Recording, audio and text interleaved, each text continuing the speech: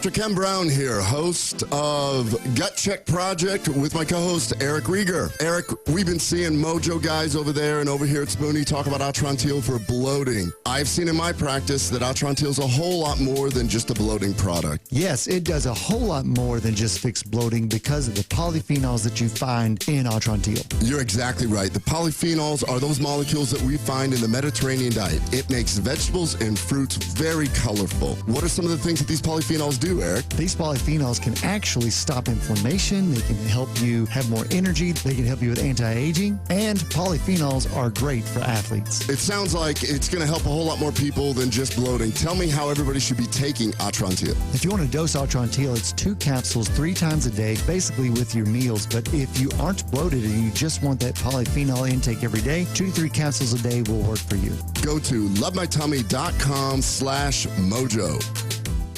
Mojo 50. The question isn't who's going to let us. The question is who's going to stop us. Adjust your mojo now. Thank you.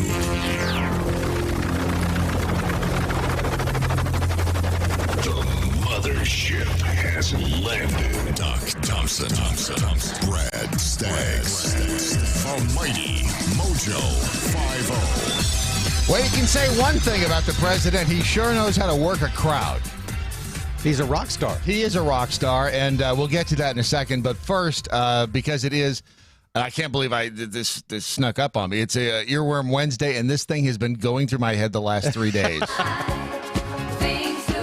And this is probably not an ABBA song you've heard before, and it's just driving me crazy.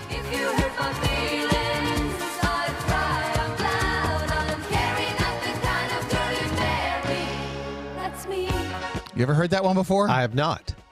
That will stick in your head. I'm clearly not the kind of girl you marry. I'm Carrie, not the kind of girl you'd marry. I'm Carrie. Not the kind of girl you'd marry. Oh, that's me. nice. And it just, for whatever reason, that thing is bouncing around in my head for the past 3 days. It's hard to make it an earworm if you've never heard it.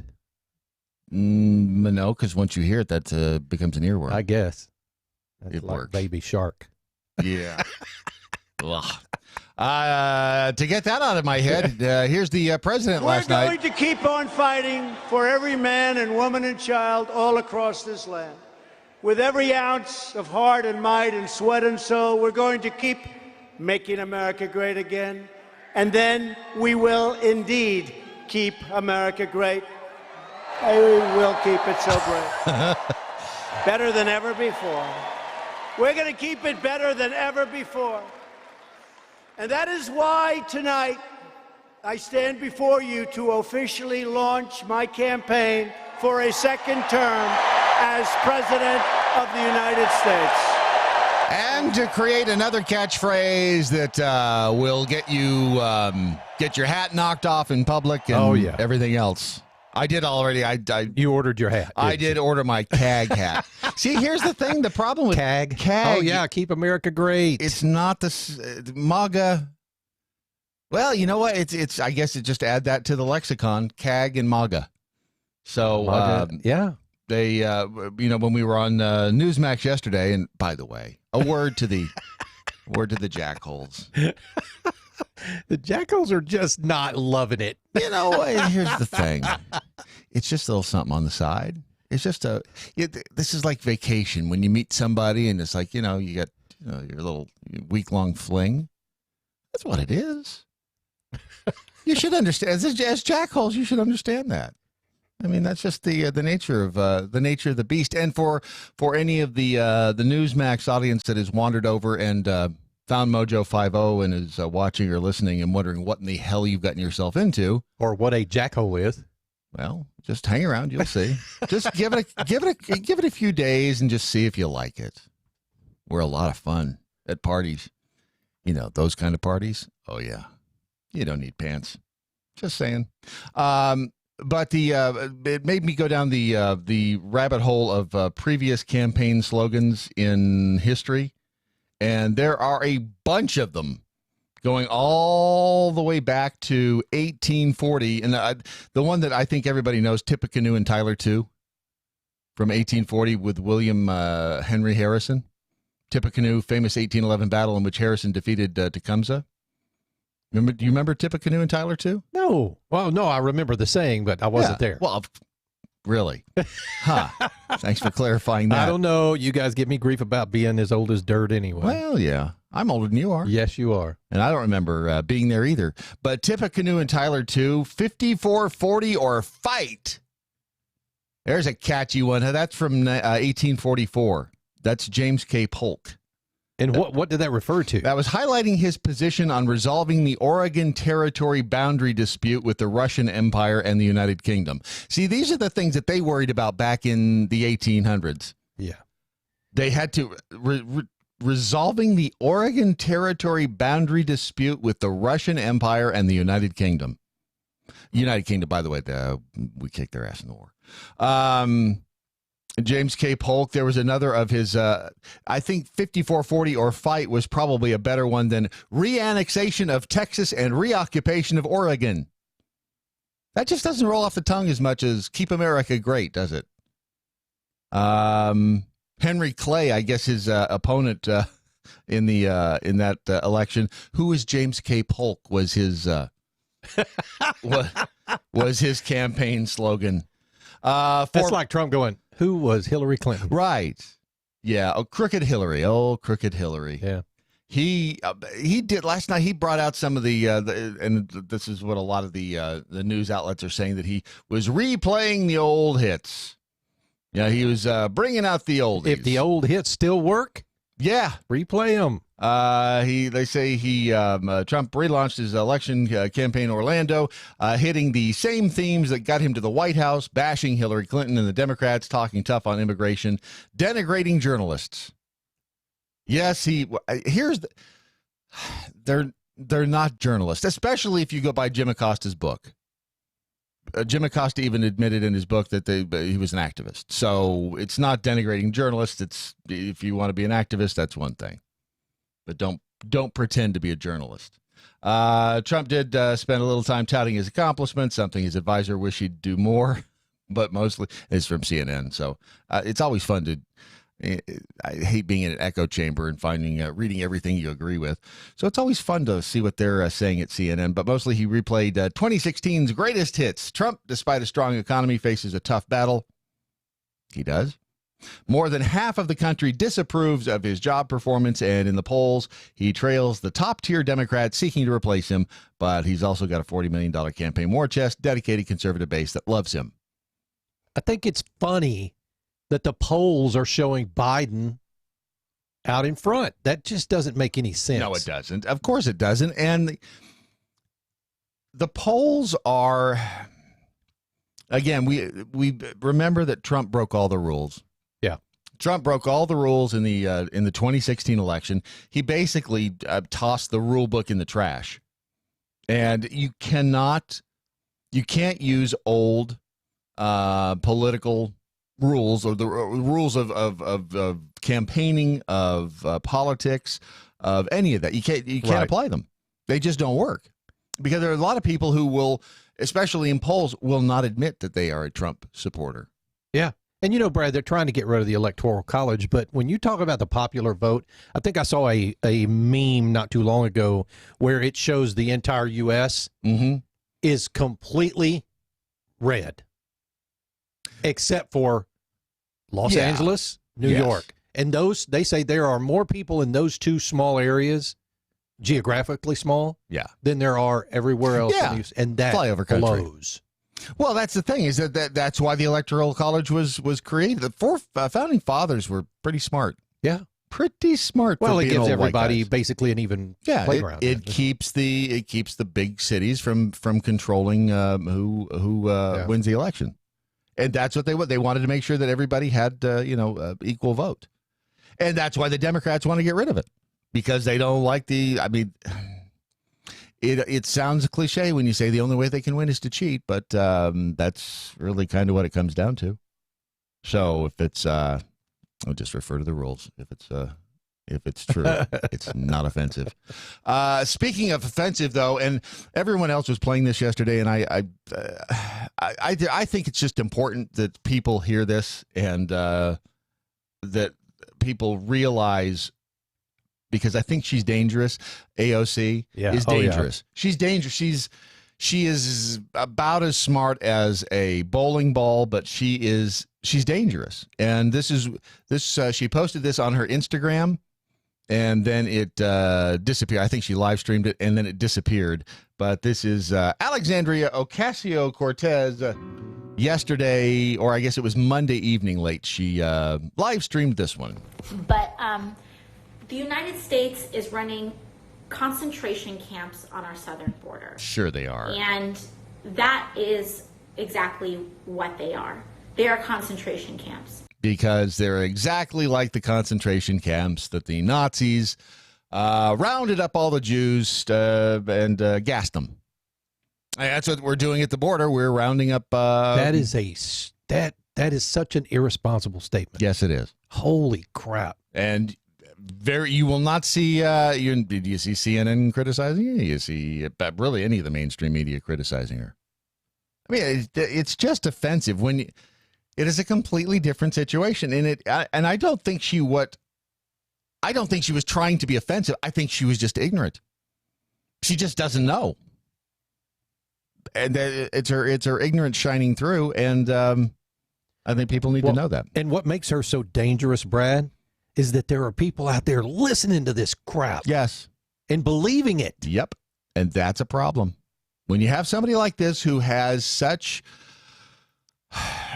She garners a lot of attention. She's very charismatic. People will watch her. She's got whatever it is. She comes through the camera. I have heard that if you are a Democratic, if you're running for president on the Democratic side, right, this is the most sought after endorsement. Oh yeah, is AOC. What? Which is weird. It's because she has such control over doesn't even make sense. Younger demographic. That's all it is. She's just got a hold of the younger demographic. She's relatable to the youths of America, and that's all it is. Yeah, we're at that point now in life, Ron, where it's like these damn kids. I never thought I'd get here. What does her shirt say? Rematriate? Rematriate the land. Yeah, it's kind of like repatriate. Okay. But it's matriate because it's... Anyway, she went on. And if that doesn't bother you,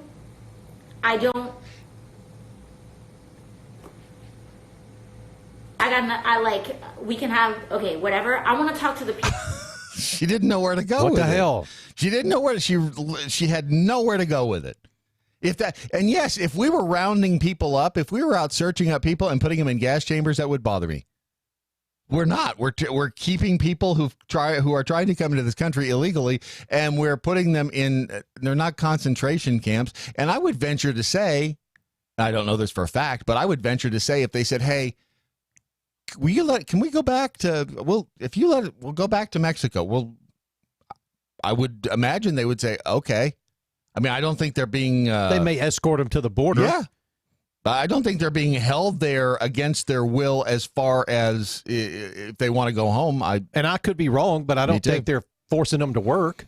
No. As a matter of fact, they are providing them. Yeah, they're providing food, clean living. 3 hots and a cot. And wow. And while they are going through the process of, if they're seeking asylum, this is part of the whole due process thing. So this is not even remotely like concentration. Not even in the same universe of concentration camps. And this just, again, shows the ignorance of this woman, who is very dangerous because she has, remember, Hitler was very charismatic.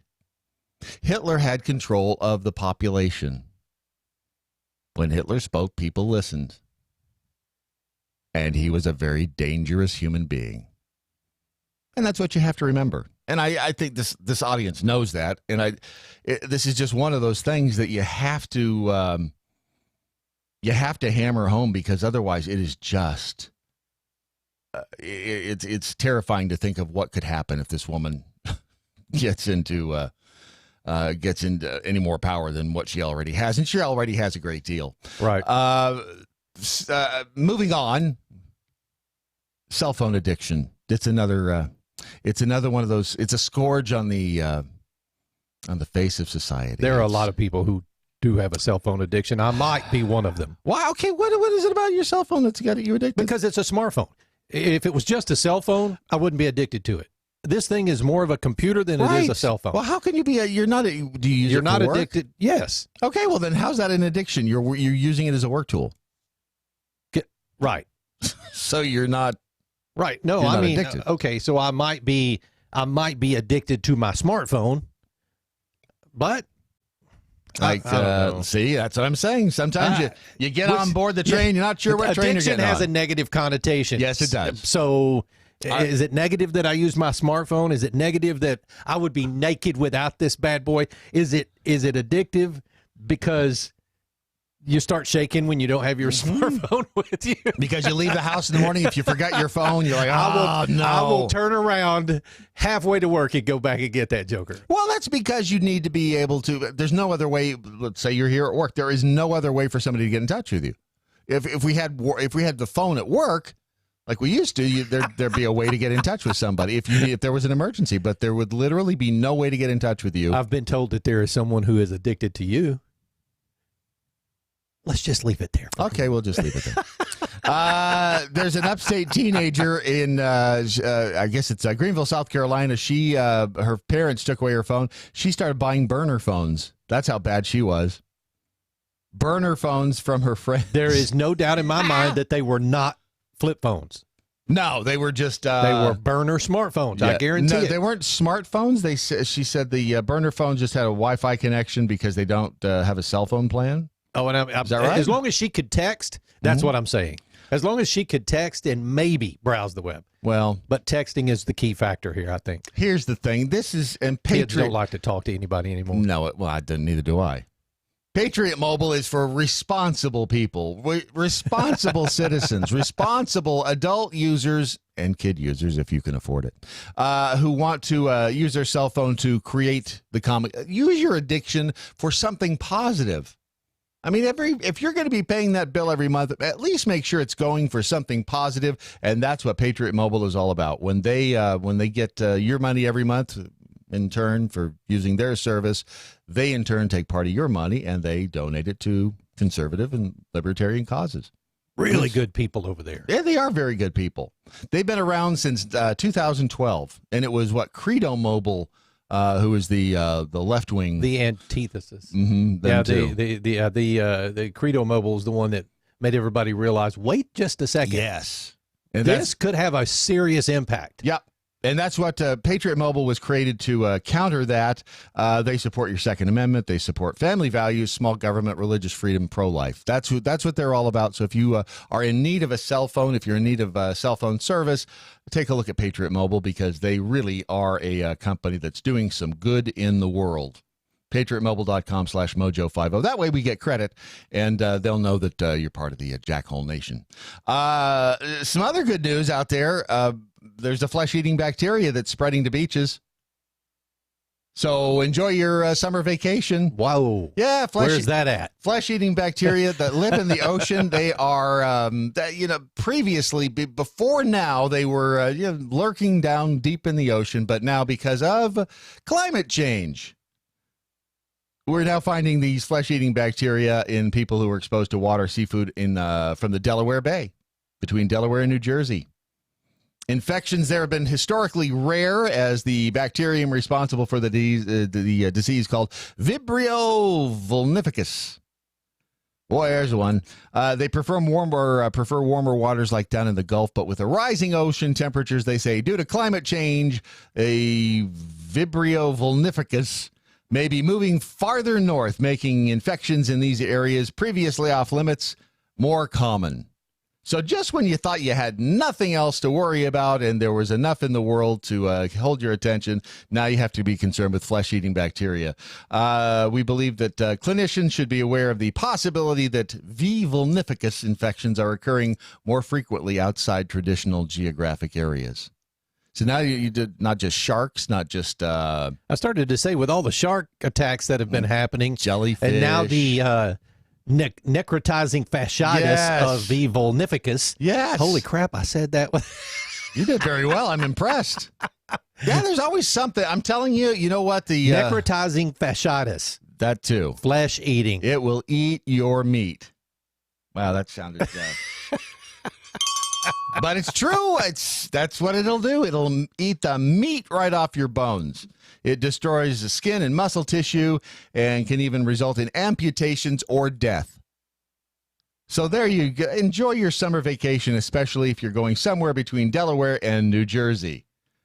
Remember, that's still more exciting than Detroit. You have to look at it that way. And an update on our friend, the wannabe Houdini. Is he still vanished? He reappeared. Oh, he reappeared. He reappeared. Was he bloated? He was bloated. Yes. That poor guy. They recovered the body of wow. Of what was his name? Shankal Lahiri, better known by his stage name of Jadugar Mandrake, or I think that translates into bloated human.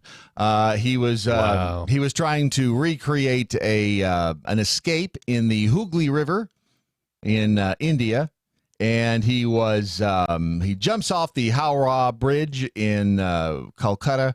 He said he was tied up with steel chains, rope lowered into the water. He was expected to free himself, swim to the surface, as he had done many times before. Here's the question. Yes. The question now is, when they found him, Brad, was he free of the chain? Was he free of the chain? Ta-da! Look, he did it in more ways than one. Yes, he was. Was he still shackled? I guess is my question. Yeah, it's interesting that you would ask that. I'm not sure. Body identified. Did he escape? Yes. Maybe. Wouldn't that have been something if he had escaped and was eaten by a shark? They say the deputy commissioner at the port division of Kolkata said the police found the magician's body on Monday evening about 2 miles from the site of the incident. How do they know it's the site of the incident? It was the site of where he went into the water. We don't know where he died. But he had told the newspapers there that prior to the stunt on Sunday that he had completed a similar act 21 years ago at the same location. Obviously not in the same sort of shape he was back then. Oh, and by the way, when he did it prior, he was inside a bulletproof box, tied with chain and locks, dropped down from the bridge. He came out within 29 seconds. He also attempted a similar stunt at the river in 2013, but he drew scorn from onlookers after he was seen escaping from a locked cage through a door, like a secret door in it. Oh, yeah. So, and I'm telling you, this is a warning to magicians out there. He was reportedly beaten and punched by spectators following that incident. Well. You never want to give away the magic. Tough crowd. They beat him and punched him. Jeez. Not funny. He's dead. Well, I mean, they didn't beat him this time. He beat himself. Death beat him. I've got to find out whether he was still shackled or not. That's what my mind is like. Did the guy escape the shackles and then get like eaten by piranha or something? Right. No, it does not say. That's a very good question. And there's no. Wow. All they say, the organizers had received the necessary permissions to perform the stunt. On-duty police officers were patrolling the bridge, but no policemen were specifically assigned to monitor the act. So what was funny was when you sent that text to me yesterday, the only word you said. Ta-da! It's, you're going to do something like that. Here's what probably happened. I doubt that he did get free. I mean, it would seem to me that if he got free, he at least would, probably would have popped up, but generally speaking, if he missed the, how do I say this? I'm telling you, there was a picture of him when they were lowering him into the water. With all that mess on he had, all those locks and chains and everything, he probably dropped straight to the bottom. I know it's. He was last here and said, "Wait, hang on, but so hold on." He had forgotten to hide the key or something. It's an unfortunate end for the wizard Mandrake, as he was once known. Mojo Wild Rice. If you haven't been there yet, I had rice, but not wild rice last night, which is neither here nor there. If you are, and I did attempt to abscond with the That wasn't the grill pack out there. That was the Mother's Day. That was the Mother's Day. I pack. attempted to abscond with that yesterday. Yeah, I saw it. Well, see, the problem is you put it on the table I where did, it's but I didn't realize that free was the free stuff table. Well, everything else on that table's free. Is it not? Let me think about it for a second. Okay, Mm-hmm. maybe. Never. But that's where I put your mail, too. So, I didn't think about it. Do you think I care if anybody takes my mail? People bring crap in this control room all the time and just drop it off on the table. Right. I took it out there so Matt would see it. Never put food in, especially food in a place where people. Let me tell you how observant Matt was. He did not even catch that you were holding it on the way out the door. You did, though. You old eagle eye, wonky eagle eye Ron got me. He's like, "Are you taking that?" Because apparently that belongs to the winner of the Doc Thompson healthy lifestyle. Right. Yeah. So just consider yourself lucky, whoever the winner is, that I didn't steal your prize because it was almost home with me. MojoWildRice.com. This is your Daily Mojo. Happily promoting the 4Fs: freedom, faith, free markets, and fun. Mojo 50. Just how dysfunctional and out of touch are the elected politicians in Washington, D.C.? Let's take a look at the new debate over defense spending. The debate over the 2020 National Defense Authorization Act is raging on behind the backdrop of the name-calling by the 2020 presidential candidates, no less. Congress is set to dig in its heels, apparently, over a whopping $20 billion difference between bills put forth by the House and Senate.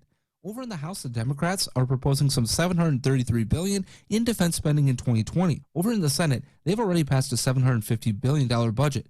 Guess which one the Pentagon was closer to requesting?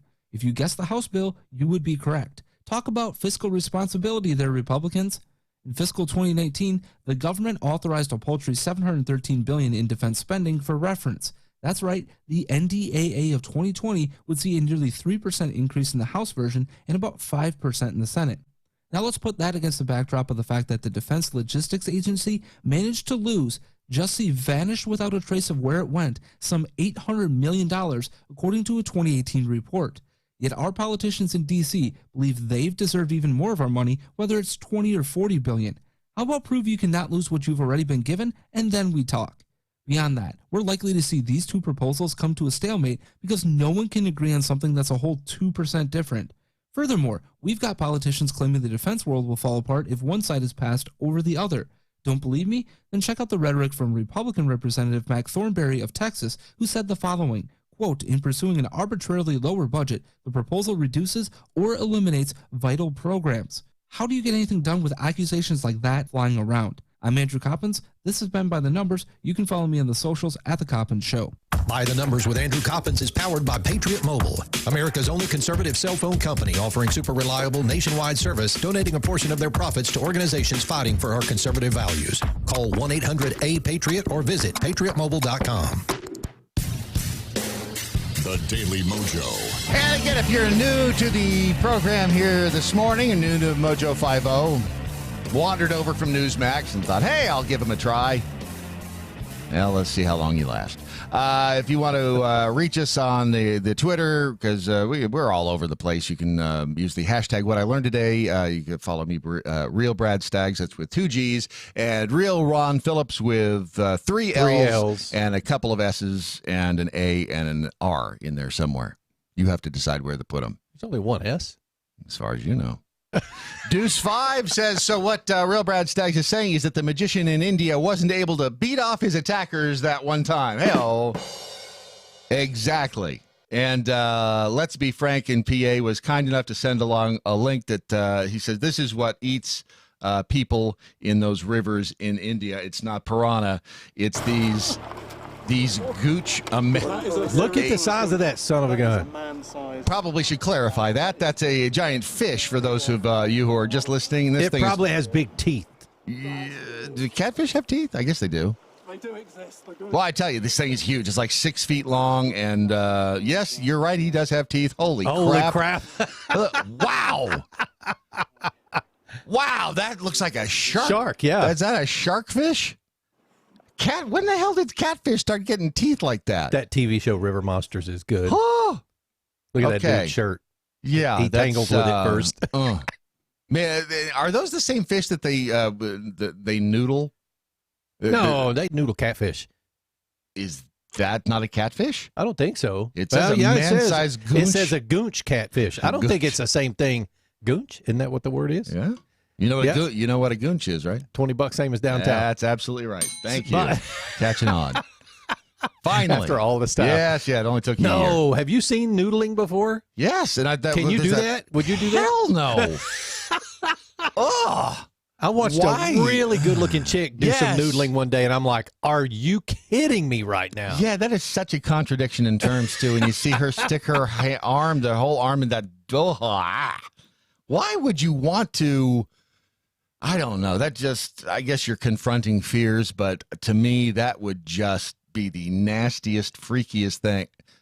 Well, the fact that you can't see under the wall. Freakiest thing I've ever done. That would be, what was it? No, you're right. That's the problem. You can't see what's in there. And so you're, I have an aversion to scuba diving with fish as big as me. We did that in Mexico. I guess it was Shell Highs where we were at, and I was scuba diving, and there were people. Have you? Yeah. It's not scuba diving. I was snorkeling. I'm sorry, but snorkeling with fish that were as big as I was. It's a little weird. Me out. It's a little weird to find, and the legend. I don't know if it's true or not, but the legend of the divers who went down in Lake Mead to try to do something to the dam or something. They came back up and said, "Nope, you guys find somebody else. Those catfish are bigger than we are." Now you'd think that those catfish would be more readily seen now that the lake is 140 feet low, but I don't know. That's the rumors that the catfish in Lake Mead are so big that divers were terrified. Yeah, because it just takes one. They just go suck you up, and you're done. Yeah, but you're. Can you fight your way out of that? Well, Jonah. Holy crap! Not with those teeth. That's the problem. I didn't realize they had teeth like that. Wow. If they just had gums, be like battling an 85-year-old guy. Just probably claw your way out, but wouldn't hurt as bad. No, is that what you're saying? Getting gunned to death. That's so many ways to go with that one. It is Earworm Wednesday.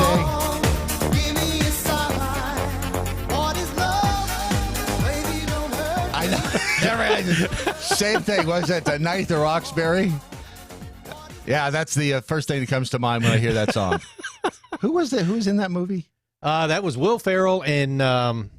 Help us out. I don't remember. What was the other dude's name? It was, what was his name? Obviously not as important as Will Ferrell. No. You said I'm not a big... He's the guy who played Monkey Boy. Monkey Boy. That's all I can't remember his name. I can't either. Somebody will throw it out in a minute. There's a weird story in Northern California. A contributor to Car and Driver, Davy Johnson, is still missing. After 10 days of active search... Calaveras County Sheriff's Office still, they're scaling back, though, the search and rescue efforts for Davy Johnson. The search for him it'll be continued by the Calaveras County Sheriff's Office, Marine Safety Unit, and sheriff's detectives, but large-scale search efforts have been suspended pending further information or leads. What was he doing? He was riding his motorcycle. Let me see if I can get all the way back to he's been missing, let's see, and this goes back to June 5th. Been missing since Wednesday, June 5th, after he rode through the Sonora Pass in Northern California. Last heard from at 8:30 in the morning when he texted a friend to say he was sitting near a creek on his way home. Just after midnight Saturday, the motorcycle that he was riding was found parked on its kickstand by a rest stop on California Route 49 near Muckalumne Hill, with his helmet resting on the top and his gloves folded neatly inside. His phone, laptop, backpack, they were all found close to a nearby river. Yeah, he fell in. Why would he take his... He fell in, or somebody kidnapped him. Or he just decided it's time to get away. You know what? That could be it. He may have just decided he was done with everything. And, I mean, haven't you wanted to do that? Just what? Get up one day and just go... Often. I'm done. But I don't do it. That's the point. So who knows if this guy did it. He says, I just really hope he's alive, because thinking about the alternative yesterday was, I don't even have words for it. That was his girlfriend speaking, fellow journalist Jacqueline Tropp, who last heard from him 2 a.m. On Wednesday the 5th. I was completely gutted, would still feel that way if they hadn't found the bike. They searched, I guess. They've updated this thing every few days, and they still have no idea where he is. Lieutenant Anthony Eberhardt reiterated that foul play is not suspected and that scent trailing dogs were able to follow Johnson's trail to the water's edge. So I think you're right. I think he, at least he wasn't trying to escape from chains, right? Or was he trying to escape from the proverbial chains? There should be a lesson in there somewhere. There you go. And this one caught my eye because remember my whole theory about Amazon is that they are going to someday buy the Postal Service. That's my theory. Yes. Amazon has now expanded their air cargo fleet with 15 more planes. They will have 70 planes by 2021. I had no idea they had planes. I didn't either. They do. It was just recently that I found out that they have their own Prime vans. Yeah. Oh, you've not seen those? I have now. But you know, the thing is I didn't realize that the people who drove those vans are not Amazon employees. Who is it? It's all third-party drivers. Like Uber? No, maybe they could be, but part-time people. No, they hire third-party companies to drive those vans and deliver those packages for them, so that you can get your unnecessary plastic object the same afternoon. Correct. They apparently FedEx dumped Amazon from its air cargo service. Wonder why? Was it that they were just being overloaded? I mean, Amazon, they move a lot of product. And it's amazing how fast you can get it. Amazon announced, was that this morning? It was yesterday, guys, the expansion of their own air delivery network, Amazon Air. The retailer says it's leasing an additional 15 Boeing 737-800s. Apparently, these are the kind that don't crash. Those are the 737-800s, right? Aren't those the ones they had problems with? Yes. They are releasing them from cargo from partner GE Capital Aviation. These will join 5 Boeing 737-800s already leased. But I think they fixed that software issue. Yeah, but you know what? It's that name is now tainted. Still kind of scary. They need to rename that sucker. It needs to be the 7. They just something other than 737-800. Remember the AIDS diet plan? Remember AIDS? Yeah, but seriously, what was the AIDS diet plan? Oh, you don't remember the AIDS diet plan? Oh, for those of you listening, don't have sex with other people with AIDS. No. You've all right. Let's we'll just play this one and you see what you think. Failblog.org. This is a commercial for AIDS. The AIDS diet plan helped me get back into a size 6. AIDS helps control your appetite so you lose weight. Yet AIDS lets you taste, chew, and enjoy. And the appetite suppressant in AIDS is not a stimulant. AIDS helped me lose the weight and has nothing in it that could make me nervous. Question: why take diet pills when you can enjoy AIDS? AIDS helps you lose weight safely and effectively. Use only as directed. That was pre-AIDS, dude. Yeah, you think? I remember getting into a box of AIDS when I was young. I'm just going to keep feeding you the rope here. You just go right ahead. You got a box of AIDS there. They create diarrhea. Let's just go there. Yeah, they did. Yes, it's true. Well, and then that's it. Once your brand is tainted in that way, it's... We've been corrected, by the way. It was the 737 MAX 8. Not the 737-800. Well, they still need to rename the 737-800 too, because now, see, they're linked. It's a 7, a 3, a 7, and if it starts with 737, find some different series. Yeah, of numbers. and if it's if there's an 8 in it somewhere, then yeah, you're toast. You might as well get something new. Stinky just tweeted, it would be nice if Amazon had a few standards on their drivers. It's disconcerting to have some guy looking like a hobo walk in the door saying, "Someone order Amazon."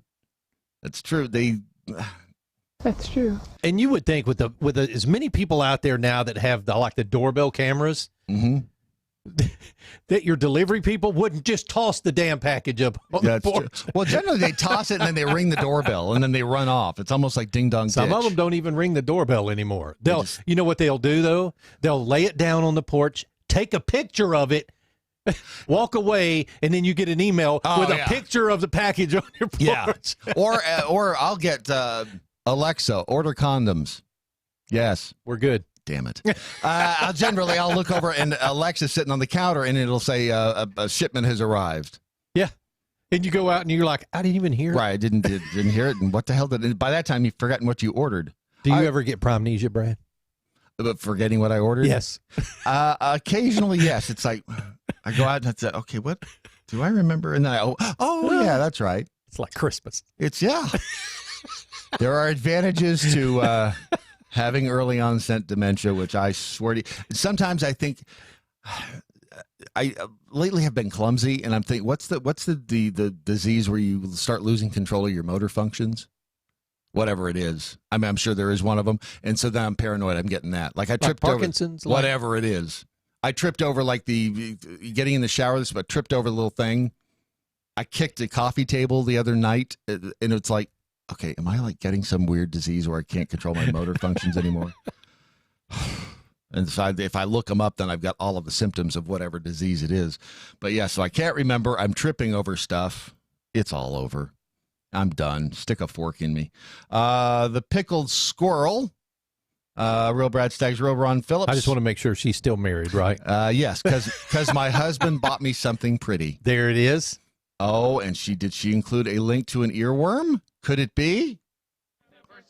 Happy anniversary. Oh, it's an anniversary. Oh, well, happy anniversary. Anniversary. Flintstones. Yep. Happy anniversary, pickled squirrel, who we earlier learned this week was not actually hooking up with somebody else after becoming part of the Jackhole Nation. That was embarrassing. Yeah. At least that's her story, and she's sticking to it. We almost got her divorced. Well, you know what? What you do in your own time is that's all up to you.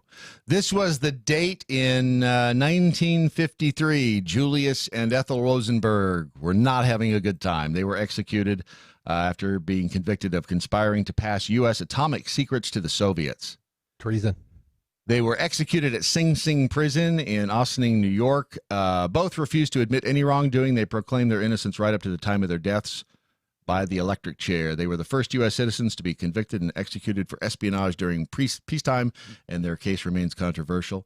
They are actually featured as well, their story, and if you ever have a chance to go to the Spy Museum in D.C., it's pretty cool. I've been to D.C., but where's the Spy Museum? I could tell you, but then I'd have to tell you. It's not one of the big national museums on the mall. No, okay. It's a small museum, but it's where was it? I don't know. If you just Google Spy Museum, your smartphone will tell you where to go. You don't have to just Google it. But the Spy Museum has a big display on the Rosenbergs and all of the other spying efforts over the course of human history. It's a fascinating museum. It's one of the cooler things to do if you're in D.C. And it's usually not affected by a government shutdown. You know, remember, whenever there's a government shutdown, they try to punish you by closing all of the good stuff. Oh, you can't get into the Smithsonian in none of them. Yeah. It shuts it all down. See, your evil president shut down the government, and now you can't even get into the Smithsonian. But you can go to the Spy Museum, because I'm pretty sure it's privately owned. If you are a crypto holder, Facebook has a brand new cryptocurrency. It's called Libra. If this doesn't scare the hell out of you. Here's the thing. The problem with Libra is if you look at the astrology of the astrological sign of Libra, it's indecisive, it avoids confrontations, it carries a grudge, and it's full of self-pity. And it's something that Mark Zuckerberg would choose. Right. To try to take the focus off of his gigantic. His monopoly. Right. I mean, remember the deep fake of him saying, we've got all your personal information. So is the Libra and Bitcoin going to be the same as Betamax and VHS? One of them's going to win out? They say it's not probably going to be a Bitcoin killer, which, by the way, Bitcoin is up. You own some Bitcoin, don't you? I do, and I was smart enough not to sell it when it tanked. It's over $9,000 right now. Do you own a full Bitcoin? No, nobody does. Actually, let's see. I take that back. No, you can no longer. What I read the other day that there's not enough Bitcoin out there for anybody to now own a full one. Something along those lines. You just said they're $9,000. Yeah. You can't own a full Bitcoin at $9,000? There's not. I can't remember exactly how they did some math. Obviously, I don't own any, or I'd know how it worked. But say here, well, technically I don't own it. For anybody who's listening, I owe them money. 0.44. 40, yeah, not even half of a Bitcoin. Because it's, I think we bought back when... Doc partook in that, didn't he? Yeah. Here's the thing with Doc. What he did was he also got into these, one of his flybys was all of these sub-penny cryptos, like the ones that were a tenth of a penny. Yeah. And there is a website, gosh, can't remember what it's called either. See, that's the disease I'm getting. It's getting worse. That's Alzheimer's, dude. It's something. Early onset Alzheimer's. My grandmother has Alzheimer's, and I fear it every day. You're going to be changing my diaper soon. Not the fun way. He had a list of all these accounts, and the stupid website. I think I have $100 in it. Penny stock. Yeah, it's the penny stock of cryptocurrencies, and it was, all we got to do. Here's all we got to do. We got to find one that's just all it has to do is go to $1. He used to start a lot of sentences like that. Here's what we got to do. Here's the plan. Okay. So, and then again, you had to give it the day. You had to let it percolate for the day, and then the next day you say, "Okay, are we still on for the crypto?" And you go, "Huh? What? What crypto? Penny stock? What are you talking about?" I got some friends who do day trading. They do pretty well at it, actually. Well, if you pay attention to it, and if you do, if you know enough about it to make educated guesses here and there, who knows? The Libra may be the thing, but they don't think that it is going to be the Bitcoin killer. They released the white paper, and that's all there's. I mean, it's that's it. You know, Brad, there's another payment platform that's coming around pretty soon that people aren't talking about very much, but will soon. Mm-hmm. It's Apple's new payment platform.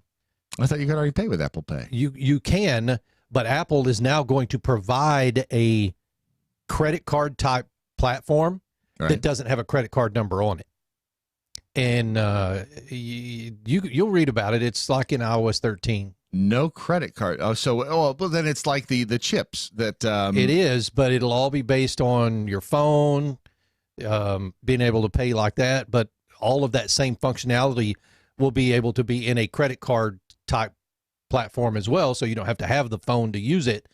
But at the same time, everything will come through Apple as far as your statements and everything like that. Really? Oh, yeah. There is. You talk about a monopoly there. Apple is far more ingrained in people's lives than people think. Well, here's the thing. Who was it? MasterCard just released. I can walk up to a freaking terminal now with my Apple Watch and pay. See, that's scary. How do you know you're not paying for stuff when you just walk by it and don't even mean to? Exactly. There's something out there, and I can't find it now. It was in honor of Gay Pride Month. It is Pride Month, by the way, which we have some things we'll share in the third hour. Some fun stuff, how you can be inclusive if you're, cisgender. But there is a new, hey, y'all, Lindsay. Hey, y'all. There is a new MasterCard that it is, of course, why can't I find anything this morning? See, I'm telling you, the disease is progressing even as we sit here. There's a new MasterCard for transgenders that doesn't require a legal name. What? Oh, it's crazy. Things are just getting nuts out there. It is the world as we know it is no longer, and things are just getting wackadoo. Speaking of wackadoo, I can't. We've got to get this in before. You are now entering Odyssey Station. Please remain seated until docking is complete. Odyssey, dare to wonder. And here's the thing. This is, of course, from our sister network, Odyssey1.com. That's ODYSY1.com, just the digit 1. The problem with things like magic and the fringe sciences, if you will, they bring out the wackadoodles. Yeah. Now, I'm not saying this guy's wackadoodle, but you tell me what you think when I tell you about the UFO expert that claims that an image taken by NASA's Solar and Heliospheric Observatory, otherwise known as SOHO, reveals an unidentified object much larger than Earth flying out of the sun. What? Yes. So aside from... Does he have pictures? Well, let's see. There are, I guess... Yeah, you can find them on YouTube. We'll post that link. Aside from proof of alien life, the expert says the image also proves that the sun is hollow and houses extraterrestrial beings. I don't know. Does that sound out there to you? I mean, that does sound a little odd. It sounds a little Truman Show-ish. Now, let me ask you this. That was the moon, though. Truman Show. Ish. Have you ever been to the sun? I have not. You know, you have to go at night when it's when it's turned off. Right, when it's turned off. Well, you don't. But if you've never been to the sun, how do you know that it's not hollow? I don't. Remember, it's the government telling you that it's a giant ball of fire, the same government that lies to you about everything else. So why wouldn't they be lying to you about this? Okay. You don't have a good answer, do you? I do not. Self-proclaimed UFO expert Scott Waring showed an enhanced image of a photo taken by the Soho spacecraft. In the image, a disc-shaped object can be seen coming out of the sun from its upper right side. Don't you know Show that? the picture, Brad. Is there a picture? Let's see here. I want to see this. Yes, there's the image right there. That looks like a solar flare to me. Oh, so now you're an expert on solar flares? No, I'm not. So now you know the difference between a ship and a solar flare? It looks like an ejected gas bubble. So now you're an expert on ejected gas bubbles? Maybe. Okay. Maybe I am an expert on ejected gas bubbles. It's possible. Ask your wife about that. Every man is. Yes. Just saying. SBDs. This thing is, what they say, much larger than the Earth itself. So, yeah, I mean, some would say that resembles a solar flare. I mean, the uneducated amongst us. Of course. But for those experts, that is quite possibly a ship that is exiting the secret portal to the sun and is actually now flying out and proving to us once again that the sun is hollow and is actually the home of extraterrestrials. The most notable aspect shown in the image is the path of the object. Since the sun is rotating, objects emitted from its upper or lower regions should be propelled diagonally. However, in the case of the Soho photo, which you just saw, the strange object moved in a straight horizontal line away from the sun. Aha! Need I say more? Need I say more? Based on the image, the object is most likely about 4 to 6 times larger than the Earth. Boy, if they're pissed at us, we're in trouble. If the object was not an alien craft, but a solar flare or coronal mass ejection instead... There's a punchline in there somewhere. Waring said the NASA should have released a warning due to the massive size of the plasma that came out of the sun. What would the warning be? Hide? Go underground? Make sure you get in your underground bunker because this one's going to fry your electronics. What are they going to warn you about? Just saying. It's kind of freaky. He says it's definitive proof for the hollow sun theory, which, by the way, is a new one on me. And I thought I'd heard just about all of it. But apparently there is a hollow sun theory that says the sun is hollow and there's a giant door in it and UFOs fly out of it. I don't know why you would have a hard time believing that. I mean, I think that's a perfectly rational thing to believe. But again, it's always what is it with magic and UFOs or the paranormal community? Is it just because those are the people with imaginations? Oh, I would think so. I mean, I'm going to tell you though. I was watching when you had that up. They were showing that video of the F-18 took of that flying. Right. Yeah. God, dog. Yeah. Now that right there is the most compelling evidence I've seen so far. Yes. Oh, the top looking. I mean, because it spins while they're tracking it. It spins, and I'm thinking, okay, that thing just spun on its axis, and that's a good looking little UFO there. Wow. You got a thing for UFOs, I do. How do we know that isn't an actual Navy ship? That if it was what'd you say? It was a Navy F-30? It was an F-18. F-18. Mm-hmm. That in fact that they were just engaged in training exercises with We don't know that. So it could actually be something, and this is just propaganda that they're putting out to us. It could be, but that was a very weird-looking ship. Or it could be Zorg from Planet Melmoth. It could be, yes. And he could be just messing with us. I don't know. Either way, if he has bloating or possibly ejecting gas bubbles. Yeah. I mean, we have something for that. We have something that'll fix that for the most part, and it is called Autron Teal, and you'll find it at lovemytummy.com/mojo. See, the difference between the regular website and the /mojo is that on the there's a personalized greeting just for you, and here it is right there. Right there. That's your personal. See how much happier she looks? She does look happy. She looks happy. That's because she sees that you're from Mojo.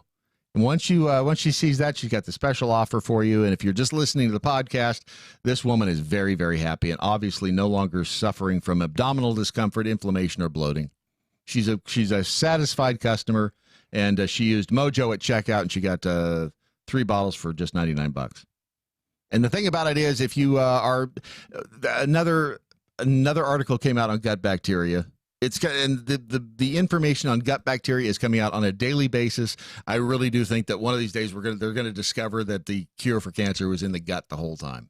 Oh yeah, that's what's going to happen. Yeah. If you're concerned with your gut health, and if you don't want to feel bloated and you don't want that abdominal discomfort, and as Jeremy Hansen says, the explosive bouts of diarrhea, which accounts for his 1,000th show. Today is Jeremy Hansen's 1,000th Unleashed show.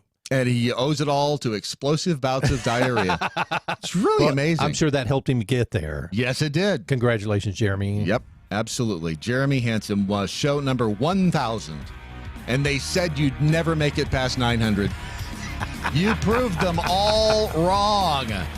This is your Daily Mojo Up. We're on Newsmax next. Everybody put your pants back on.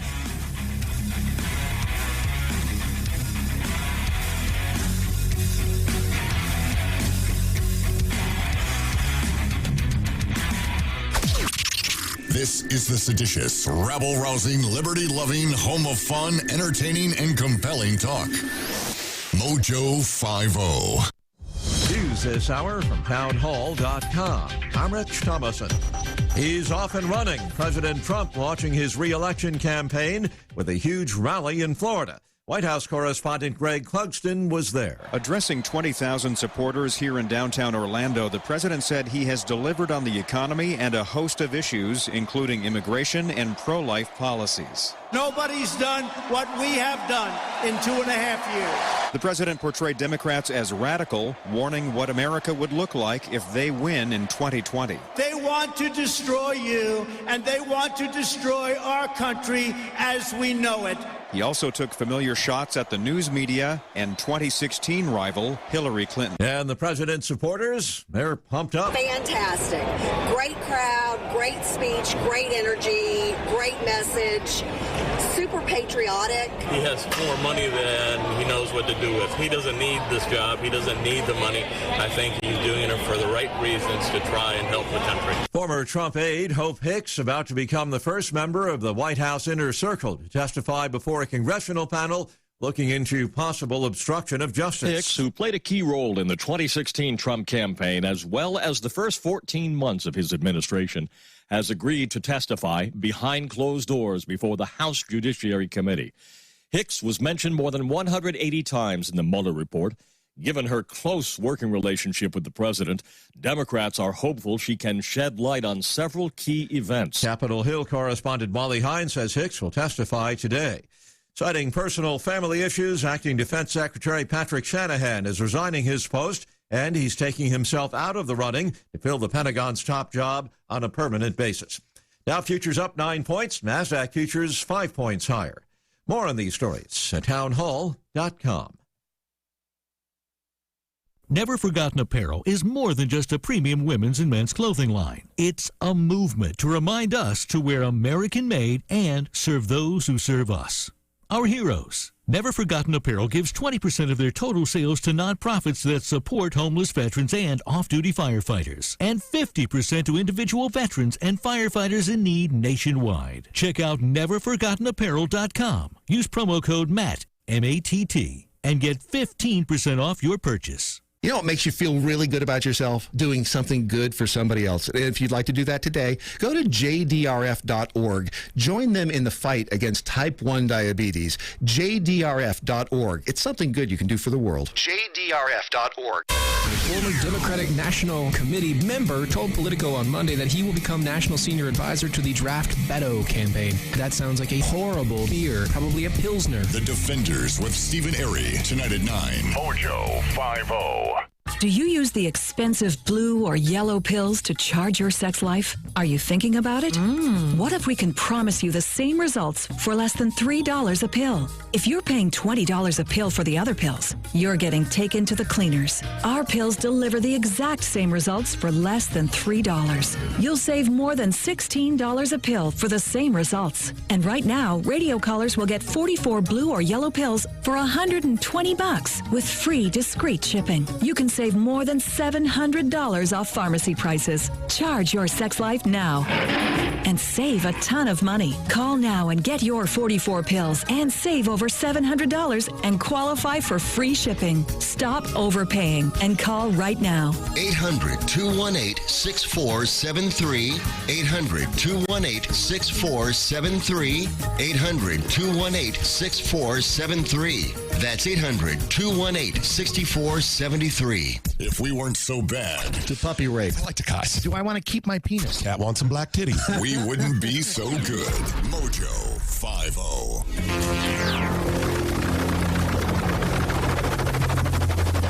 The mothership has landed. All right, Jackhole Nation. You know the drill. Everybody's on your best behavior. Just for the next hour, we just have to show the rest of the world that we can actually behave.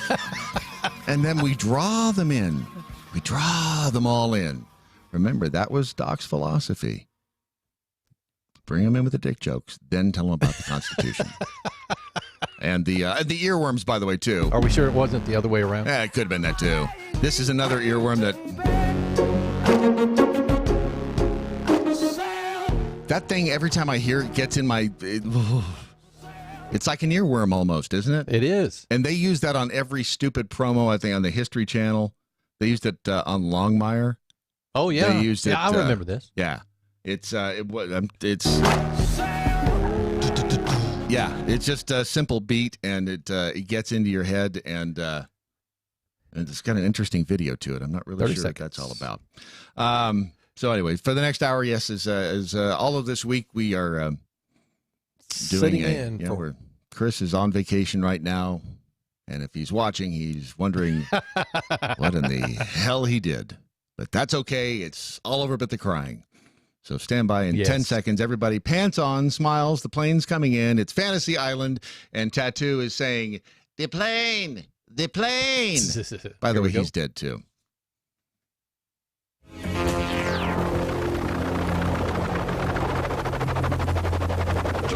Mothership has landed. Hello there. We are the Daily Mojo. Chris Salcedo is, he'll be back next week as soon as we let him out of the trunk of my car. Chris is on vacation, and we are the Daily Mojo. I'm Brad Staggs. That's Ron Phillips on Twitter. If you are so inclined, it's real Brad Staggs and real Ron Phillips. And there's a couple of S's over there in his name, a couple of L's. There's an R in there as well. And we are just here all this week on Newsmax. So welcome in. If you were watching any of the news last night, you saw the mariachi band, you saw the drag queen, you saw the speeches by transgender women, you saw women who had abortions, and you saw the appearance, of course, of that 20-foot-high blimp of the baby Trump in the diaper. Now, if you didn't see that, that's what was actually going on down the street in Orlando as the opponents of the president and his reelection. They were right down the street, just a few blocks away from his big rally in Orlando. And it was big. And let me just say, the man knows how to work a crowd. Here's just a little bit of what he said at the rally last night. I stand before you to officially launch my campaign for a second term as President of the United States. Thank you. And with that, we set out on the road to 2020 once again. It's going to be an interesting campaign. Now, if you We're keeping America great. Yes, yeah, and that was the new thing. And by the way, if you want to join the program, it's 202-900-5900. And again, the easiest way to remember that is just a 202 followed by a 900, then it is a 5 and a 900. It does not mean anything. Means nothing. If you can make it spell something, please let us know, and we'll use that going forward. But feel free. I'd love to talk to you if you were at the rally last night. Because it sounded, I listened to it on the radio. I didn't watch it. We had a lot of colleagues, a lot of friends that were at the rally. I think it would have been a fantastic experience. They say, 30,000 people were there? And yeah, he did introduce by applause. It was chosen the new campaign slogan. No longer is it Make America Great Again, but it is now Keep America Great. I've already ordered my hat. Why not? It's one of those things where we'll see if you can wear that in public and, not have people spit on you, slap you, try to knock your hat off. I mean, the things, the emotions that this president elicits are stunning. They're amazing to me. I've never seen anything like it in my lifetime. I've been around a little while. It is just, we've become, and I'm not saying it's his fault, we've just become a nation so divided that you can't express your opinions. At least not in public. At least not. I was having lunch with a friend last week, and we were discussing the president, and we were out in front of the restaurant on the sidewalk, and I said, "Do you feel like we have to talk in hushed tones? Because you never know if someone is going to hear you say the word Trump and then just completely lose it." And it's not that when I'm in public, I have friends who would welcome that. Oh, let him knock my hat off. Matt Locke, for instance. Yeah, Matt Locke almost goads him in. Yeah, and I'm not into that. It's like I just don't feel like. There are days I feel like going out and come on, knock my hat off. You don't want to mess with me because today I'm having a bad day and I might take it out on you. But other than that, I just don't want to have to deal with that sort of thing on a day-to-day basis. And I think that's where you end up with a lot of the poll numbers that we're seeing today, where, Biden is ahead of, and again, these polls are, as worthless as the paper they're printed on at this point, because we're still a long way out of the election. And a lot of people just don't want to answer. They don't want to incur the wrath, because I think even now, if you get a call from a pollster, you're just as likely to, if you say, I support the president, you're just as likely to hear that. A lot of people throw the pollsters off just by giving them a name that is not really who they're going to vote for. It's not like you're supposed to ask, hey, who are you voting for? Right. And the thing is that the poll, in this day and age, the pollster may say, you're going to vote for Donald Trump? What are you, crazy? I wouldn't put it past them. Would not put it past them. To the phones, Jack is in New Mexico. Hey, Jack, how are you? Good morning. How are you today? I just wanted to talk a little bit about that president fella last night. Yeah. Boy, howdy, did he have that place wound up? He certainly did. They were certainly wound up, and they were certainly obviously big fans and big fans of the administration. Are you a Trump supporter? I sure am. But I do have to mention there were a couple of glaring omissions in his speech last night. He did not address. Well, he did not address the way we're all being shut down on the social media. Right. And I think he probably should have said something a little bit about that. And he didn't warn us not to Google blue waffle. That's true. There you go, Jack. Good man. Nice, Jack. Thank you. Free Pink Floyd, man. Yeah, you got it, my brother. I appreciate that. And that obviously, Jack is one of our good friends over on the Daily Mojo. And as part of the Newsmax audience, again, we invite you to sample our wares. We may be a little edgy for you. Who knows? We're on our best behavior this week. Let's put it that way. Is it Billy in Minnesota? Billy, how are you? Billy has, is it her? She has her radio on, and she's about to say hello in 3, 2. Hi, Billy. Hi, how you doing? Do I sound like a girl to you? No, actually you don't, but somebody over here spelled your name Billie, which looks like a girl. That was my bad. I'm sorry, Billy. How could you listen to that voice and think it was a woman? Billy, what can we do for you this morning? Did you didn't happen to be at the Trump rally? I watched the rally last night, and it seems to me he's drawn better than Biden or all the rest of them put together. Yeah, I mean, obviously, with his the crowd down there in Orlando. I mean, it was a large crowd. It was obviously a larger crowd than they had down the street at the. I think it was was it a gay bar that they had this the rally at somewhere down the street. I believe it was at a gay bar just down the road. So obviously they had a larger crowd at the rally for that as well. JR from Westminster, South Carolina. How are you? Hey, man, listen, I appreciate you taking the call. Let me just tell you real quick. I'm a black conservative, a Trump supporter. So I definitely do not fit the narrative that the media is putting out. Right. But the bottom line is, people need to know that there's an agenda that the left always has. And if people go back in history, they'll find out that long before blacks ever voted Democrat, they voted Republicans. And, you know, we're just pushing this every opportunity I get, man. I'm pushing the message out that blacks do support Trump. They are patriotic. You know, they definitely want to see America continue to be great again. And so as far as all these left-wingers go, man, they need to know, you know, the identity politics and all that stuff, it doesn't fly with everybody, you know. And so you guys keep doing the great job that you're doing, man, and we're going to keep America great again, brother. There you go. Thanks, JR. Appreciate the call. And that's the thing. Here's the problem is that the government, and especially factions within the government, they prefer to keep the races apart. As long as we're not getting along, they can rule. And that's the problem. We'll return in just a second. Your Daily Mojo filling in for Chris Salcedo on Newsmax. And good for you, jackholes. See? Thank you, Brad. Oh, no. Thank you, Ron. See, we're just... No, the phone lines are lit up in here. They are, and that's good that we're getting some of the... See, the jackholes are learning now. Yes, they are. Call in, take part, behave to an extent. He actually gave me his real name, I think. Did he? Maybe not. I don't know. You never can tell. You never can tell.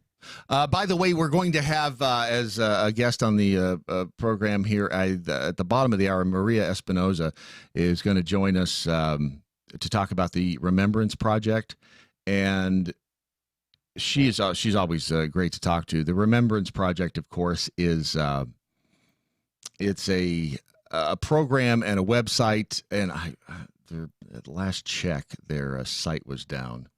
But it's dedicated to families who have lost members to illegal aliens.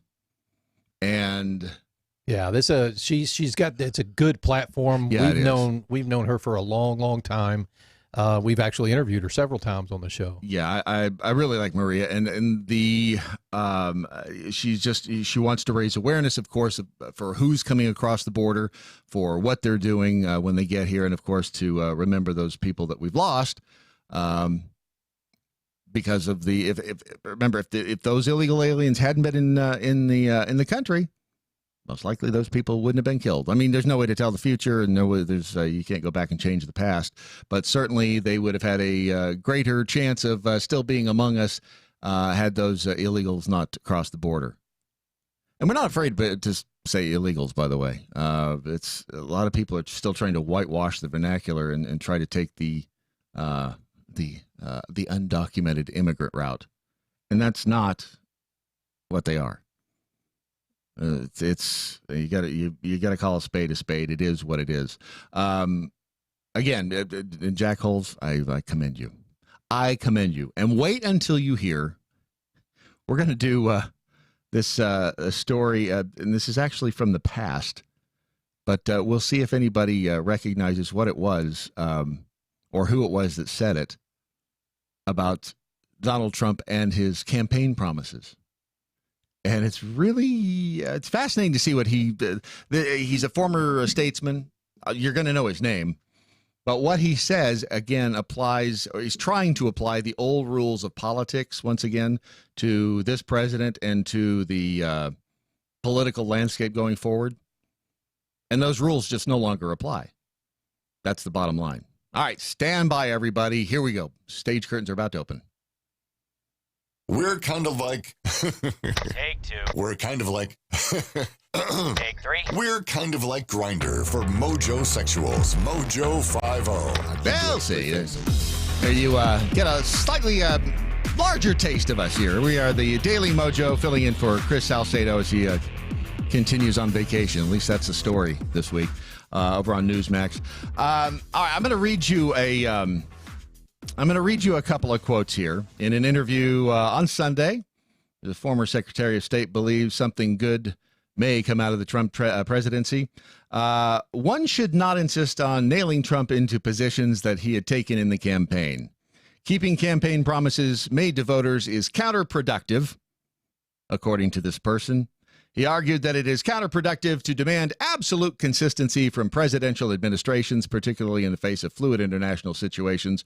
Commending Trump on the effectiveness of his campaign tactics, the former Secretary of State added, "The art now would be to develop a strategy that is sustainable, that meets the concerns that have appeared during the campaign, but that can be linked to some of the main themes of American foreign policy." This was former Secretary of State Henry Kissinger. And he said this back in 2016. I thought fascinating that he says that the president, don't count on the president to fulfill all of his campaign promises. But isn't that exactly what the president has done? I mean, and I'm not going to go down the list, but you can find a list of all of the promises and the accomplishments of the Trump administration. And there are numerous accomplishments. So when people say, what's he done? There's a long list. He has done a lot for the American people. The Orlando Sentinel, in response to the president's campaign kickoff rally yesterday, they announced who they are endorsing. The Orlando Sentinel for president in 2020 is endorsing not Donald Trump. Some readers will wonder how we could possibly eliminate a candidate so far before an election and before knowing the identity of his opponent, the paper said in an editorial yesterday, because there's no point pretending we would never recommend that readers vote for Trump. The man has, I don't know how the guy does it. I do not know how Donald Trump every day gets up, puts one foot in front of the other, knowing the opposition he faces. I mean, from literally every corner. It's to normal humans, to any of the rest of us out here, I think that would be almost debilitating. Joe is in Cheyenne, Wyoming. Joe, how are you, sir? Pretty good this morning. Excellent. How's the weather up there in Cheyenne? Beautiful territory, by the way. Finally got a little sunshine. Well, I was up there last summer, and I think it was last summer, and just beautiful part of the country. So what's on your mind this morning?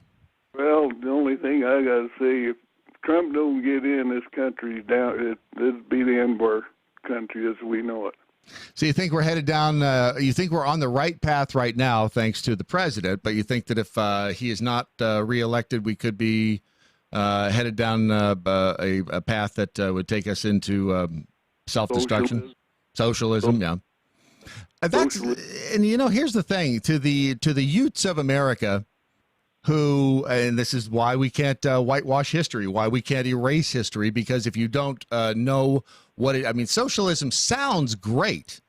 Free stuff, don't have to work. I mean, it's wonderful. You get free things all the time. Who doesn't like free stuff? The trouble is there's nothing free. And that's what the youth don't understand. And that's why we have to make sure that we teach this sort of history in schools. Yeah, well, that's all they're teaching kids in school now is that socialism stuff. Yeah, that's absolutely true. Now, I don't know, and thank you for the phone call, Joe. Appreciate that.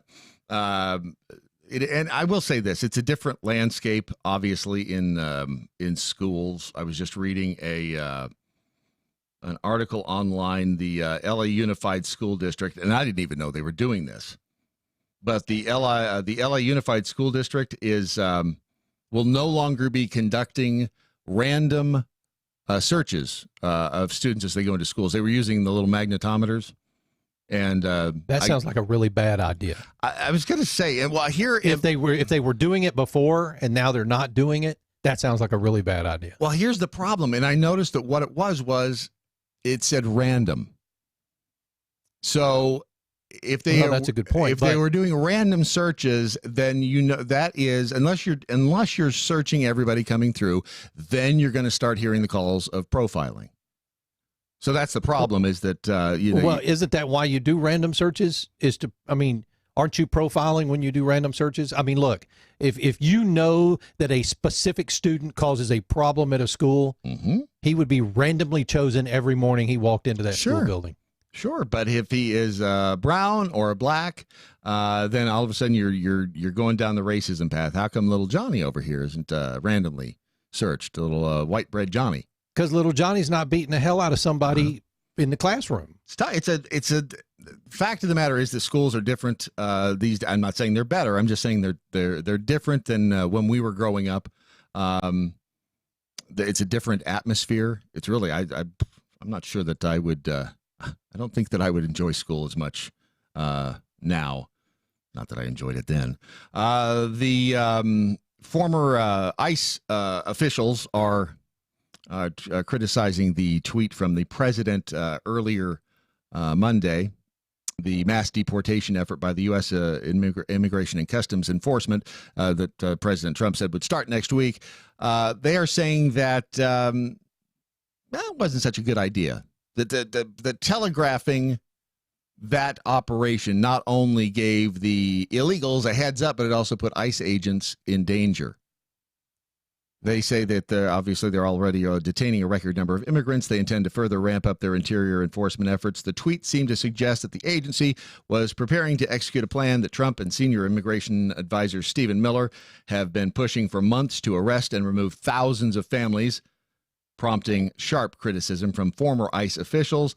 An estimated, and I think this is a low number, an estimated 10.5 million undocumented immigrants, as they call them, in the U.S. Deporting all of them is a logistical impossibility, says former Obama administration officials who dealt with immigration issues.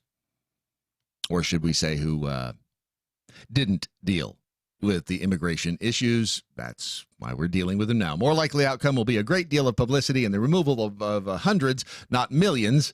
One of them told Yahoo News, characterizing the tweet as typical Trump braggadocio. Remember, somebody famous once said, it's not bragging if you can, in fact, do it. Is that Lana or Lori? Somebody from Texas. Lori. Lori. Yes. How are you? I'm doing good. How are you? Fabulous, fabulous. What's on your mind? You were just talking about the illegals. Yes. When I heard that President Trump said that they would be removed by ICE, evidently a lot of them, I started thinking about it, and I also heard on TV that I believe it's California who is making it so that illegals can get driver's licenses. New York City just did that. New York, yes. okay. Yeah. If he doesn't get them out of here before the election, we're going to have a crap load of illegals voting. Yes, I think that's becoming more and more obvious that is the Democrat plan to win the election, is just to kind of stack the deck in that sense.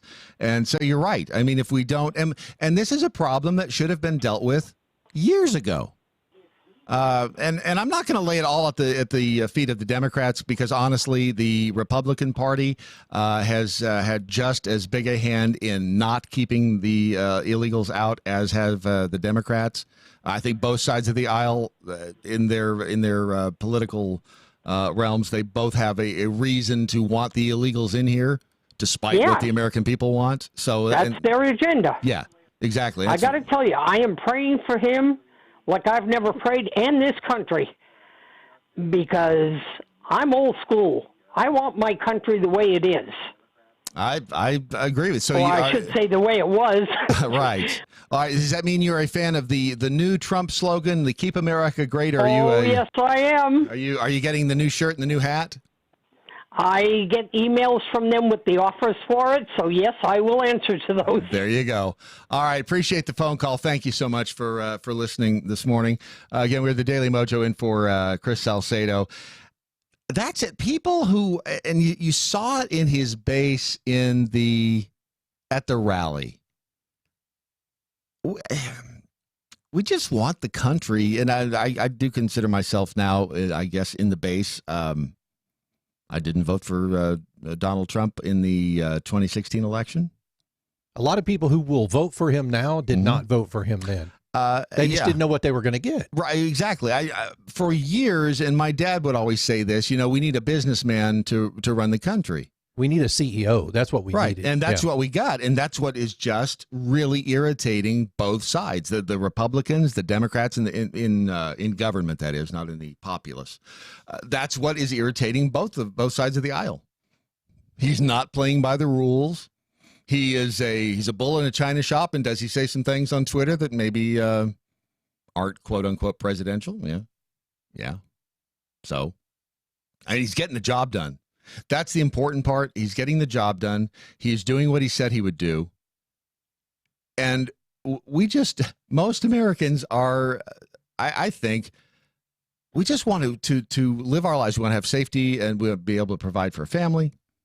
We want to feel safe in going to and fro in our daily lives, and we want to make a comfortable living. And we get all the rest of this crap thrust upon us, and it just, after a while, it just becomes overwhelming and irritating, and we don't have the time and the energy and the money to go out and protest this and walk in parades and go to protest rallies and all of that. We just want to keep life simple. Keep it simple, stupid. That's what it's all about, and I think that's what the president aims to do. So it will be, if nothing else, it will be an entertaining 18 months.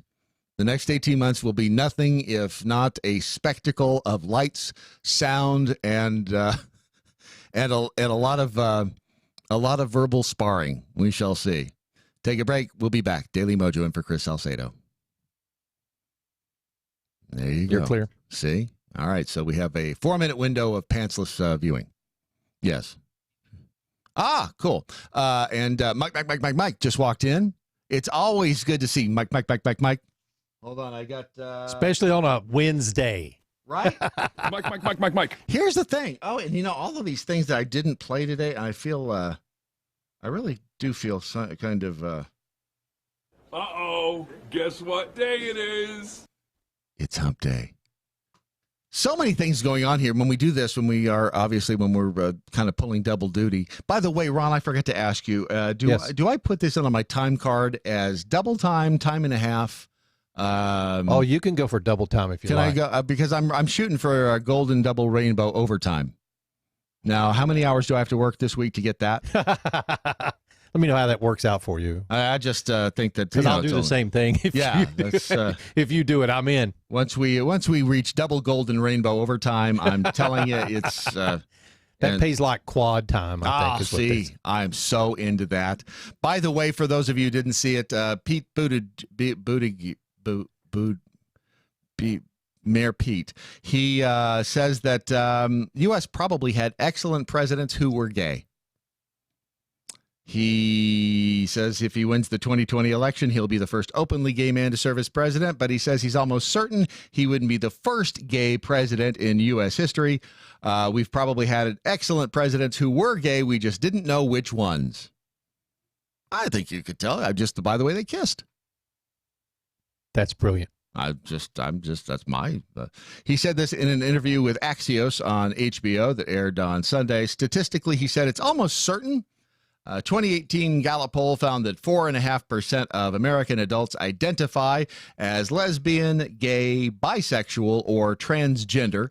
If you apply that percentage to history, it would mean that 2 of the 44 who have served as president should have been gay. Not should have been gay, but should have been homosexual. Having been gay would apply the ointment in your medicine cabinet. So if you had to take a stab at it there, Ron, who would be the gay presidents? Go. I don't know. That would be tough to decide. Kennedy. No. Kennedy. Carter? No, wasn't Carter. No. Clinton. Nope. No. Wasn't Clinton. Oh, no, sorry, I'm pretty sure it was not Clinton. No, it was not. Was it Johnson? I don't know. No. There's a whole lot of masculinity running around down there. So Yeah. I don't know who that might have been. He would not venture a guess as to which past presidents were gay. And we probably shouldn't have either. Why not? How much? We are the Daily Mojo, so we do venture guess. What we do. My gaydar doesn't even work that well in the present, let alone retroactively, he said. 37-year-old mayor made his LGBT identify part of his campaign. His husband, Chasten Glesman, appears with him at rallies and on magazine covers. And Mayor Pete is quite proud of the fact that he is gay. Before being gay, he says, just like every other fact about me, means that I have a story. And if I look to that story, I can find the building blocks not only for empathy, but for the impetus to action. And there you have it. Maria's on the line, right? We got her. Excellent. So we're going to be talking to her in just a second. Well, we got like 5. This is where it gets exciting. Everybody, what did they say? Wasn't it George Burns, check your fly, know your lines, and step out on stage and say. Troublemakers, freaks, agitators, fanatics, scallywags, mutants, scamps, firebrands, rogues, scoundrels, mojo sexuals, Mojo 50. As we like to say, we are kind of the island of misfit toys here of the conservative and libertarian world. We are the Daily Mojo. We're sitting in for Chris Salcedo over on Newsmax, and joining us on the line right now, Maria Espinoza. She is head of the Remembrance Project at theremembranceproject.org. And I think there's an issue with your website this morning. Is that right, Maria? I hope not. I haven't checked. I don't know. Okay, there was a slight issue. So if you try to go to the remembranceproject.org right now, I think there's a little issue with it. And Ron, your mic is open. So if you try to go there right now, there's just a little issue with the website. But Maria, tell everybody what the Remembrance Project is about. Oh, gladly. And good morning. Good morning, Brad and Ron. The Remembrance Project is basically we serve as a voice for the victims who were killed by illegal aliens. And this is our 10th year that we've been, unfortunately, in business. But, thank God that we are, because then the angel moms and dads and families would still not have a voice. So we started this in Houston, Texas. And as you know, now President Donald Trump recognized us and continues to this day to invite our families up to press conferences, round tables. He's been reaching out since 2015 when he first announced. So we're very fortunate to have someone who cares about and is very compassionate about our families. What's the goal of the Remembrance Project? Well, the goal for the Remembrance Project is basically to go out of business, Brad, because then that would mean that we would not have any American who was killed by someone who shouldn't be here in the first place. And that would mean that there were no sanctuary cities and no sanctuary states, and that Americans would be first and foremost in the hearts and minds of elected officials who take an oath to follow our Constitution and to serve and protect. That is our goal. But in the meantime, we want people to understand and know and connect the dots for them with our Stone Lives Quilt banners, that this is taking place right underneath these killings and murders, vicious murders, taking place right underneath our noses. And these politicians absolutely do not care. Well, and it's amazing that the politicians, the Washington crowd, they seem more concerned with the rights of people who are in this country illegally than they do with the rights of Americans who were born here or naturalized, however you want to look at it. But for whatever reason, they seem to place the rights of these illegals over the rights of the rest of us. I don't understand it. No, and that's not right. That's why we don't understand it, and that's why it's very important for all of your listeners to, continue working very hard. Number one, everyone should have their own elected officials in their speed dial and call them often and, demand that you want answers and demand that they place Americans first. But also call across state lines. Do you think that works? Does it work? It does, because they are so thin-skinned. Believe me, we've been up in Washington, D.C. there, lived and worked in the swamp there, by the swamp, not of the swamp. Right. So I'll make that very clear. But it does work because they feel the pressure, they feel the heat, and they're going to think twice before they push that no button against American safety, against American families. But in the meantime, we have to identify good candidates within our circles and support them in every way. Block walk, volunteer for them, make calls, and absolutely donate money to them so they can be elected into office and replace these individuals. Well, and the problem is you have people like Alexandria Ocasio-Cortez there, who obviously she has gained favor amongst the constituency. She is I'm not going to say she's not the sharpest tool in the shed, but she is at best ignorant of the facts. When she comes out and puts a video on Instagram and saying that we have concentration camps along the border of the country, it's asinine to say that. We obviously don't. There's not even, she should be ashamed for the comparison, which is probably why she deleted the video. But you've got that sort of misinformation out there, and that's a problem. No, it is a problem, and that's why we have to work, continue working hard and spreading the message, recruiting people, and introducing them to media outlets other than the mainstream media. Here is information. This is what's going on. Point to the Remembrance Project as a source of truth and sounding the alarm of what's going on. I mean, look, my father came from Mexico, came here the right way. We're collaborating with other groups and legal immigrants and pointing to, look, we have laws. We have a system of government. We have our U.S. Constitution, the supreme law of the land. That has to be followed. And in the meantime, showing up to town halls and pressing these politicians that it's not enough. Sitting on their hands, just like Paul Ryan, former Speaker of the House. We had the House, we had the Senate, an America First president, and they did nothing. They did not get a single thing done that would help. Right. Yeah, and that would help American families. Well, and that's the thing. When I said I didn't understand it, I should probably clarify. I understand it. I don't condone it, because what they are both sides doing is using these the illegals as a voting block. I mean, it's pretty simple to see what's going on in that sense. There was just a story out of Sacramento. A federal grand jury returned a 2-count indictment last week against Ismael Huazo Hardinez. He's a Mexican City resident residing in Yuba City. They charged him with 2 counts of possessing a firearm while being an alien unlawfully in the United States. He was drunk when he lost control of his vehicle, smashed into a house trailer just north of Knights Landing in Sutter County in California, killing 3 family members asleep in that trailer on May 4th.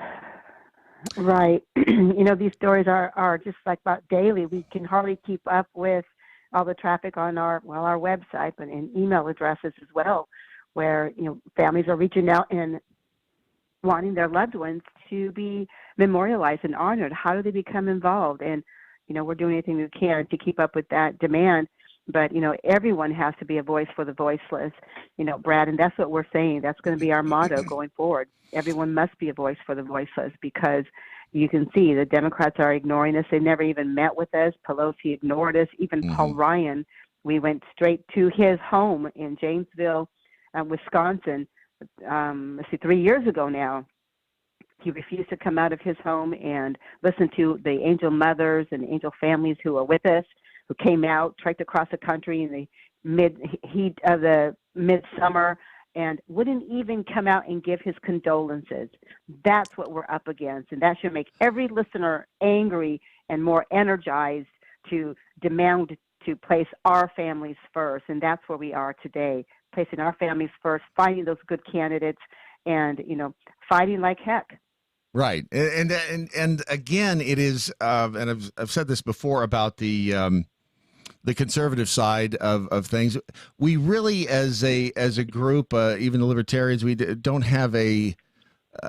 We aren't the type that go to rallies for the most part. I mean, we don't, not community rallies, that sort of thing. A lot of showed up, obviously, at Trump's re-election announcement last night.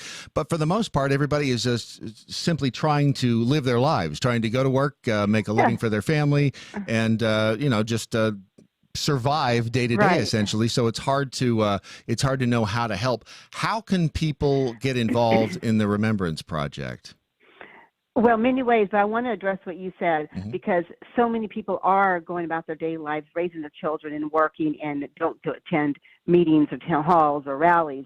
I understand that, but we can make those phone calls from our home. We can volunteer a few hours a week if you have 2 hours in the morning, the kids don't wake up. This is a great time. And believe me, you're talking to someone who loved her life before the Remembrance Project. Right.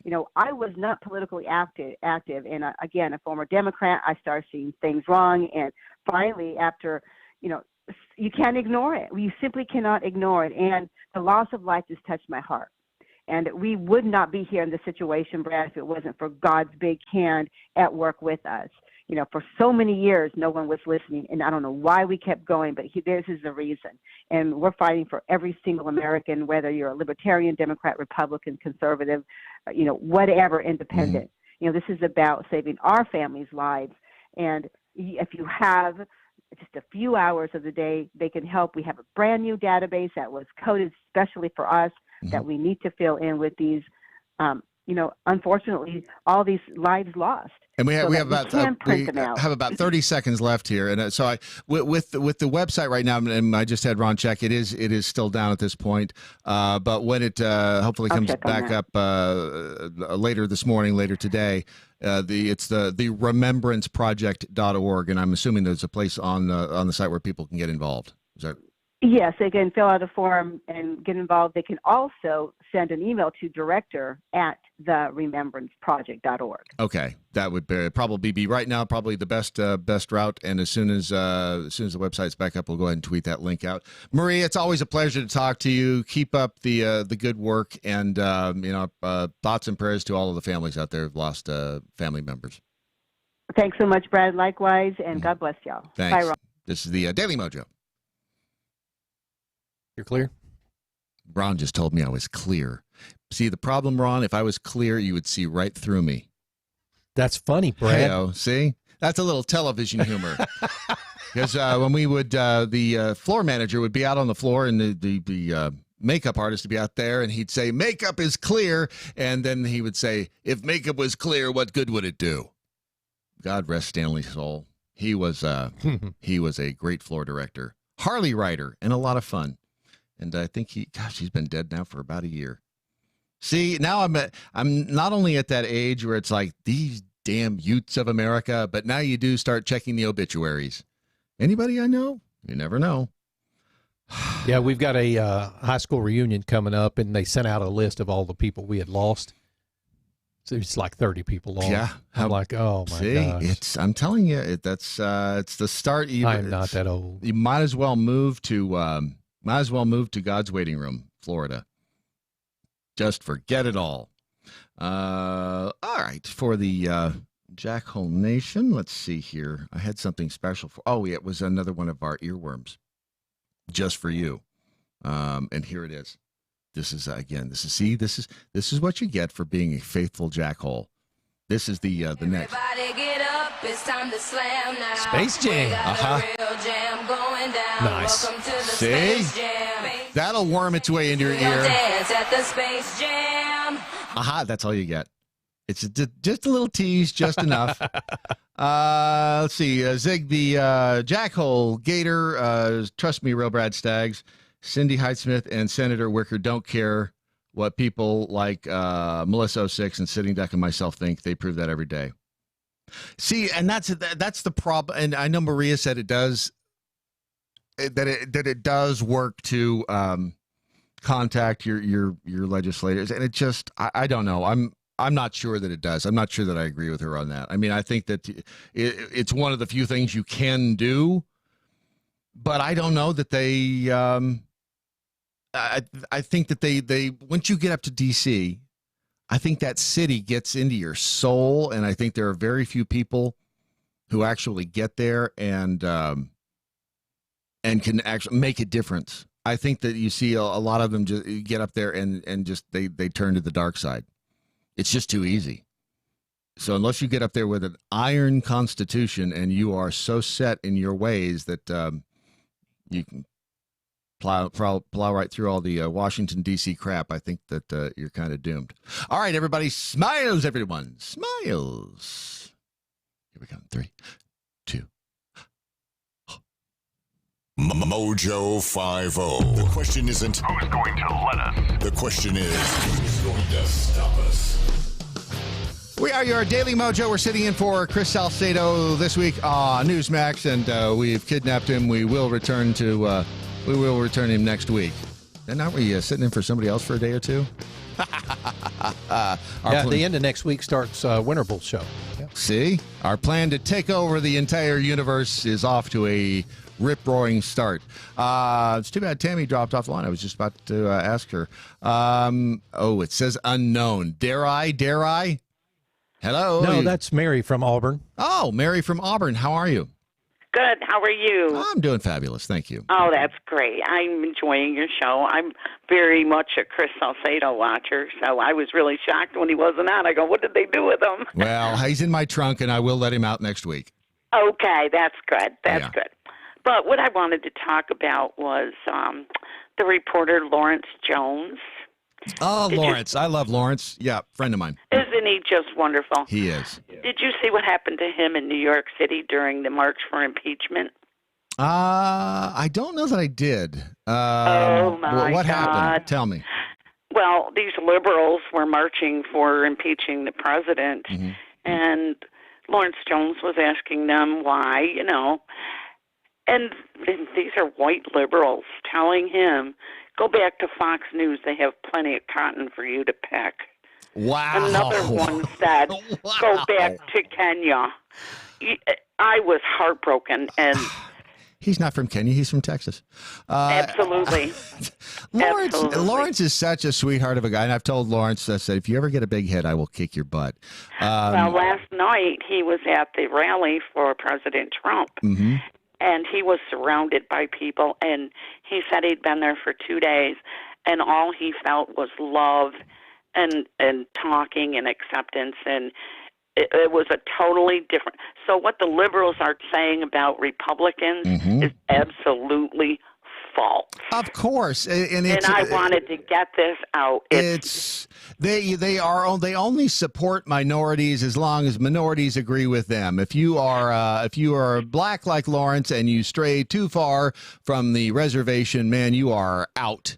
Candace Owens too. Yes. I saw her when she was talking to Congress, and they totally ignored her. Oh yeah, yes, absolutely, they did. Accused her of something that she didn't even say. Yeah. That was Jerry Nadler. Now the thing is, the problem is that she recently came out in favor of was it deportation in case of flag burning, which you can't if you're a citizen. Obviously, the problem is when you have free speech, you have to support the idiots as well. You have to support the idiots in their free speech. So that's a little issue with Candace that I have. We're going to talk about that at some point. But yes, other than that, Candace, fabulous too. So, Mary, appreciate it. Thank you so much for the phone call. Dwayne is from Michigan. Hello, Dwayne. Hey, just another dumb fucking conservative broadcasting from his basement. What's up, dickhead? Well, that was interesting. I don't know who that was, but he went away. I guess he didn't want to. He's a troll. I didn't. Dwayne's a troll. Is he? Huh. It happens. Does it? That's why we're on a delay. He's probably the same guy that returned that the trick I sold him on eBay, and he's still mad. Still upset about that. Yeah, you're going to find them on occasion. In Miami, Blacks for Trump guy returns. This is a weird story. This was in the Miami New Times. His campaign rally last night, obviously. There was a guy behind him. The guy's name is Maurice Michael the Black Man Simonet. He's a former member of the what they're calling the murderous Yahweh Ben Yahweh cult. He mysteriously appears directly behind Trump at nearly every major campaign rally. Now, this could absolutely be an urban legend, but they say in 1990, federal prosecutors charged him with conspiring to commit 2 murders. Simonet's own brother testified in court that Simonet had been helped beat one man who later died. And then later actually poked a stick through the eye of another person. The jury eventually acquitted him. In the years following that case, he was charged with grand theft auto, carrying a weapon onto an airplane, threatening a cop. Each time he managed to beat the rap. Not one of those guys you would enjoy having, or maybe you would enjoy having him over for dinner. He might be a fabulous conversationalist. He entered politics, they say, as Michael the Black Man. He was an anti-democratic party protester, hung out with Rick Santorum. And for whatever reason, they say he ends up somehow sitting behind the president at all of his rallies. Now, I'm not sure if that was him. I think there's one black guy sitting behind the president in the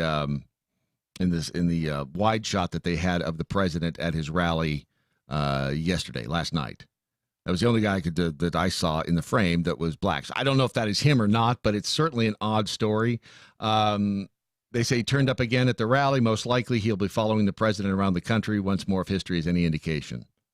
Blacks for Trump supporter apparently fronting some sort of band outside the rally, performing Play That Funky Music, White Boy, for whatever reason. Now, again, this is in the Miami New Times, and I don't think they are a big Trump supporter. But sometimes in politics, you have to look for the odd, because otherwise it is the same story over and over and over. I thought through the whole Russiagate investigation, I was ready to tear out my own eyeballs. I was so sick of hearing about it over and over and over. And then you have to think, I mean, it's just the same stuff regurgitated every day. So you can find something interesting, pull that out every now and then. It's at least it keeps your attention. Candace Owens, as Mary mentioned here just a little while ago, she tweeted this on the 16th, which was 3 days ago. So Sunday. She tweeted, "If I were president, the punishment for burning the U.S. flag would be the renunciation of citizenship. No jail time, no fine, simply 1 year to liquidate your assets and get the hell out of our country. In exchange, we'd extend citizenship to a hardworking legal immigrant." That's pretty brilliant, actually. Well, I don't know that I'd give them a year, though. Here's the thing. You can't, I mean, it's flag burning. You've got to support the idiots. Freedom. It is. It's the freedom. You don't have to agree with it. It's a freedom. As reprehensible as it is to, because essentially that's what you're saying. I mean, obviously that you don't agree with what the flag stands for, which would indicate, okay, you don't appreciate what this country is. Then why are you here? I get that. The thing is, that is what makes this country unique among the countries in the world.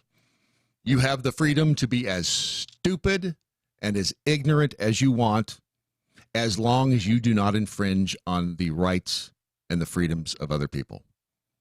That is what makes America brilliant and an experiment unlike any other in the history of civilization.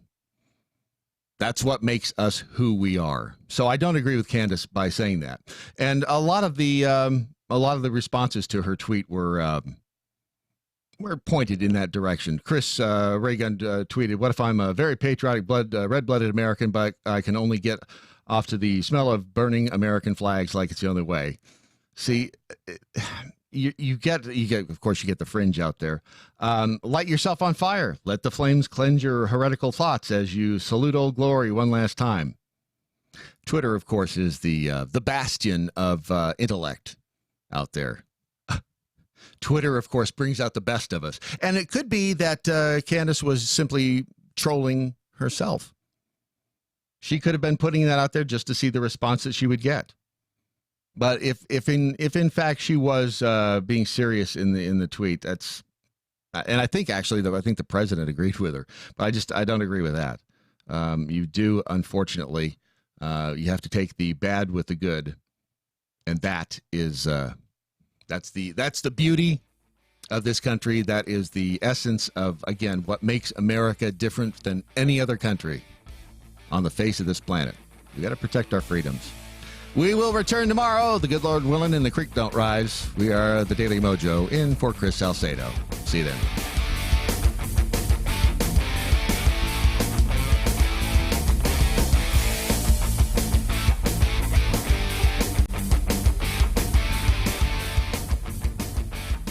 If I were clear, people wouldn't be able to see me, Ron. Over to the jackholes. And most of you have behaved well. I wonder who that guy was. He was a douchebag. That's of course he was. He was some liberal. He's what did he say? Some effing conservative sitting in a basement. I swear to you, I think it might have been the dude who bought your magic. Yeah, who bought that, and then because remember he sent me the message on eBay saying I spent money on semi-worthless junk, and by the way, F Trump.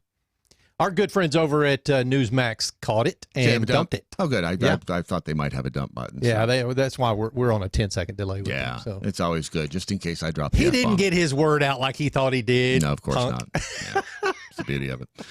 Smacking Duck just tweeted, in other words, real Candace O wants to bring down the iron-fisted government down on people protesting the government. Yeah. See, I don't know if she thought that one through. I mean, it is. And the part that bothers me when I see people burning flags is I go back to, and it gets me every time, when we saw those images on D-Day, the anniversary of D-Day, and those men climbing out of the back of the amphibious vehicle and marching onto shore, just fighting for freedom around the world. And it's that really gets to me, because those men and the men and women who have fought in every war, you're basically spitting on them, which I think is, and you can think that this certainly there's another way to find to vent your disagreements with the country, but to burn the flag, it's reprehensible. But if you want to be a moron, be my guest. Be my guest. This is Daily Mojo. We will return in just moments, and now we can let our hair down, and we're all going to shower together next, right here.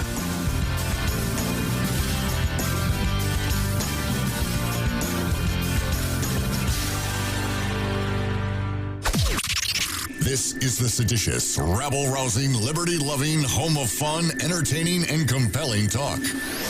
Mojo 50. News this hour from townhall.com. I'm Rich Thomason.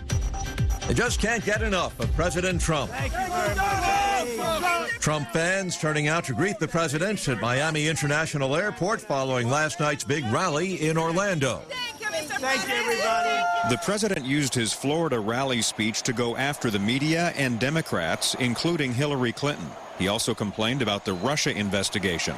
But Mr. Trump touted his accomplishments as well, pointing to low unemployment and border security. The president didn't offer too many specifics for a second term, but he introduced a modified campaign slogan, "Keep America Great." Greg Clugston, Orlando. President Trump's choice for defense secretary will not be taking the top job at the Pentagon after all. It was an abrupt announcement from President Trump, who tweeted Patrick Shanahan has decided not to move forward with the confirmation process and is stepping down. Shanahan says he will resign his previous post as deputy defense secretary. He says moving ahead with the confirmation process would reopen wounds from an old family matter and hurt his kids. That's correspondent Sagar Magani. A U.S. Navy explosives expert says the mines used to attack a Japanese-owned oil tanker near the Strait of Hormuz last week bore a striking resemblance to Iranian mines. However, the officer stopped short of directly blaming Tehran for the assault. Iran insists it had nothing to do with recent attacks on shipping in the Persian Gulf region. But no claim of responsibility for today's rocket attack on an oil drilling site in southern Iraq. It's also the home of a major ExxonMobil facility. 3 local workers hurt in the attack, one of them seriously injured. On Wall Street, stock futures narrowly mixed. Dow futures off a fraction. NASDAQ futures up 7 points. S&P futures currently flat. More on these stories at townhall.com.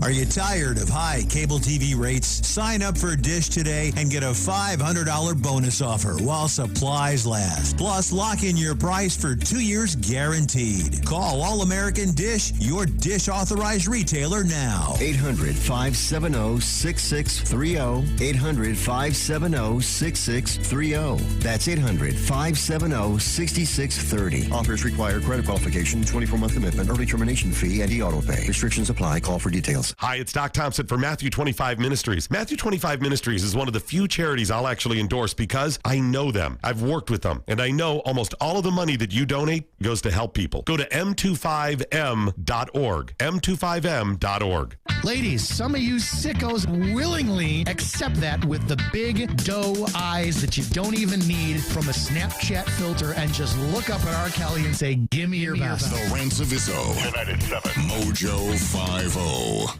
Why have thousands of aspiring authors teamed up with Christian Faith Publishing to publish their book? Because Christian Faith Publishing is an author-friendly publisher who understands that your labor is more than just a book. We provide authors freedom and flexibility throughout the publishing process, professional book editing, award-winning design, and some of the highest royalty structures in the publishing industry. And as always, you will retain 100% of the rights to your book. I was looking to find a company that I could trust, one that assisted in the editing process completely. The most important qualities that I was looking for was a publisher who was honest and upfront, no hidden costs or fees, and owning the rights to my own work. Christian Faith Publishing will publish, market, and sell your books in all major bookstores, online booksellers, as well as specialty Christian bookstores. Call for your free author submission kit. 800-978-4812. 800-978-4812. 800-978-4812. That's 800-978-4812. This is the Mojo 50 Institute for the Advanced Application of Freedom. Ya bitches.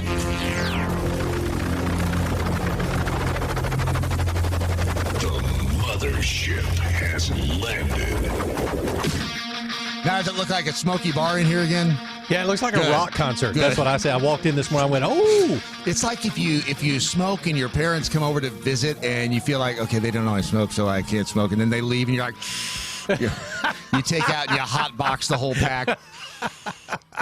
I feel much better now. I mean, I like it when they come over, but I just it's that pent-up frustration from lack of nicotine. Yeah, and then you want to. It's like they don't know I drink it, so I'm going to have a beer too. Oh man, they just don't know who I am. I can't be myself around them. Melissa Sippy sent this because after all, it is. Hold on a second. Where'd he go? Oh, your stupid iPad in here is not working. It decided to not work. It is Earworm Wednesday. I'll have to reboot the that. iPad's not working? I'll just restart that app. Yeah, that's easy for you to say. I'll just restart that app and while we waste some time you here. Just erase that part of the tape and I'm going to start over again. In 3, 2, 1. And I almost forgot what day it was. Mike. What day is it, Mike? It's hump day. That's right. And it's also Earworm Wednesday. And Melissa Sippy sent this one to us, and we'll see. I've never heard it before, but we're about to find out. Flushing the toilet, he's a cat. Flushing the toilet, he's a cat. Flushing the Oh, toilet, Matt. he's a cat. Flushing the toilet. Matt Locke would love this. Flushing the toilet, he's a cat. Meow. Flushing the toilet, he's a cat. Okay. Flushing the toilet. Obviously, this is just do you know this thing has 516,000 views? Because he's a cat flushing the toilet, Brad. And it hasn't even been on there a year. 500,000 views. What's that say? Is this why would you want to burn the flag of a country that lets you put that online? Because he's a cat. Hey, damn it, it is an earworm. I used to like Melissa Mississippi. Not anymore. I feel bad, and I don't know what it is. Lindsay Lohan. Poor Lindsay Lohan. She just can't catch a break, right? Well, no, she's not messed up enough. Now, I mean, she was a train wreck earlier, in the past few years, but now MTV has dropped her. The bar where she was having her reality show is closed. It's not going to be back. It's called Lindsay Lohan's Beach Club, which, you're old when you remember when MTV played music. Now it's just reality shows like Lindsay Lohan's Beach Club. The club opened in May 2018, and the show was designed to follow the daily lives of the staff, including Lindsay. But viewership plummeted, and they called it vapid and tedious. They said the show just didn't have enough drama. They wanted more breakdowns from Lindsay. They wanted her to break down crying, have her fits. But that's the problem. She's starting to deal with things. She's starting to get her life together, and she's no longer messed up enough to actually be able to be entertaining on television. Not where her life is anymore. The personal business doesn't need to be aired on television. It's already in the papers anyway. See, the problem is that's what they hired you for, and you probably knew that at the time, which means that, if essentially, if you didn't want to do this, you just should have said it at the beginning. But that paycheck looked awfully, awfully tempting, didn't it? And this is, again, what makes politics so interesting. Every Democratic 2020 frontrunner right now supports, with the exception of anybody polling below 1%, they support a bill that would force schools to include male athletes who identify as transgender girls on female sports teams. So there you go. If you are a guy and you identify as a girl, this bill would mean that you would not be able to be denied entrance onto the female sports team of your choice. It's called the Equality Act. It passed in May. Unanimous Democratic support. It would amend the Civil Rights Act of 1964 to make sexual orientation and gender identity protected characteristics under federal anti-discrimination law. See, this is where we're doing it wrong. I think we need to support this, because then we could identify as, as the days go by, you just identify, especially if you're gender fluid, right? You could identify, which way the wind blows. Today I identify as a woman. Today I identify as a man. Today I identify as a door. Today I identify as a table. I identify as a coffee mug. And you start to imagine the things that you could use this to your advantage. I mean, you couldn't get fired. This would make it next to impossible, I would think, to get fired, especially. The bill would force public schools to expand female athletic teams to include biological males who identify as transgender girls. The bill comes as male athletes have racked up victories. Every time I read these stories, it's just so silly. It is just, if you had said 5 years ago that, because we used to do at the other place, we did a transgender update, and it was an occasional, once every couple of weeks, you'd have, if that often, you'd have a story about transgenderism. And now they're everywhere. The most recent, the CC Telfer, who won the women's 400-meter hurdles. This was on the 20th, so a couple of weeks ago. He is so, and in the still shot they grabbed of the race, he's so far ahead of the others. He's about 8 feet tall.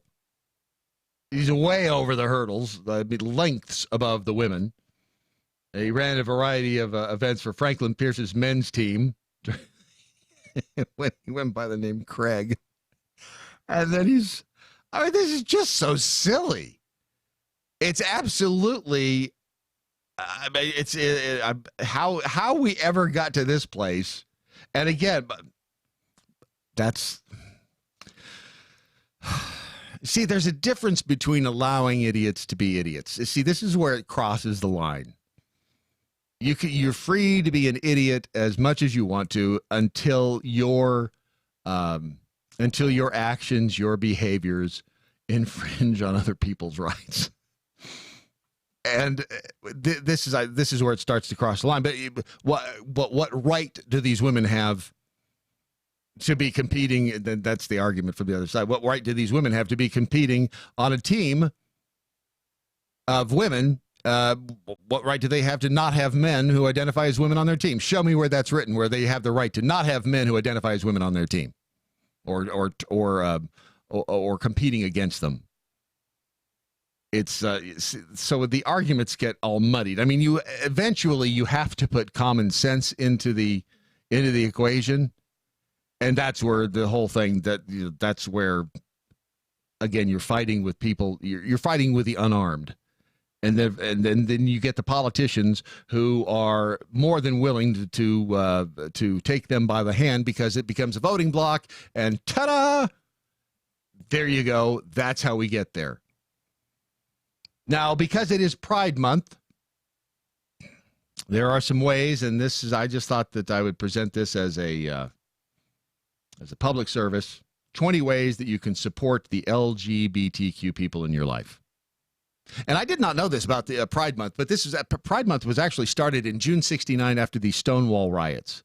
And that goes back to a bar up in New York where I guess the cops, and I get this. If this was a bar where, and I don't have the full story, but it was a bar where essentially it was a gay bar, and police would make raids on this thing all the time. And I don't know if they were doing it because there were drugs there or just because they were being dicks. I don't know. If, in fact, they were just being dicks, then I support you in being pissed off, and nobody should be that way. Totally support you in that. If there was some nefarious activity going on there, the cops are trying to suppress, then that's a different story. But this is essentially, we get Pride Month from June of 1969, and it's just grown over the years. They say educate yourself. Don't expect your loved ones to be the ones to educate you. There are many resources out there on sexuality and gender identity. And see, that's again where we start getting into. But how many people want to educate themselves, Brad? Well, that's the thing, right? Well, that's just it. But I mean, being gay or lesbian, that's one. When you start getting into that, and that's where Martina Navratilova got herself into trouble. Oh yeah. When she starts, with the gender identity thing, that's when it started going south. When it was just gay and lesbian, I don't care who you sleep with, but and again, it's the shoving That's down right. the throat. I don't care that you're gay. No. Stop trying to make me believe it, agree with it, trying to make me gay. I just stop. Oh, I can make you gay. No, you cannot. Yes, I can. Stop winking at me. That little thing I do. Don't assume everyone is straight. I don't see, and it's funny because I think that when they wrote this article, it was, I don't know if they assumed that straight people were homophobes or what. You know that what they say about assumptions. Not assuming everyone you meet is straight also means normalizing non-heterosexuality. Okay. Let them come out in their own time. Again, these are 20 ways to support the LGBTQ in your life. Let them come out in their own time. If you suspect you know or love someone you know or love is LGBTQ, don't call them out or pressure them to tell you. Come on, you're gay. Ron, come on. You're gay, aren't you? Are you gay? Spill the beans. Two-spirit? Spill the beans? Is that a euphemism? No, it's not. I'll bet it is. I'll bet it is. No, it's not. Coming out is a journey. Everyone deserves to feel they have control over their own journey. Don't disagree with you there at all. Don't stereotype. Stereotypes can be harmful to a person individually as well as to a group as a whole. People who are LGBTQ, extremely diverse. They come from all walks of life. They can be from any race, ethnicity, nationality, religion, or socioeconomic background.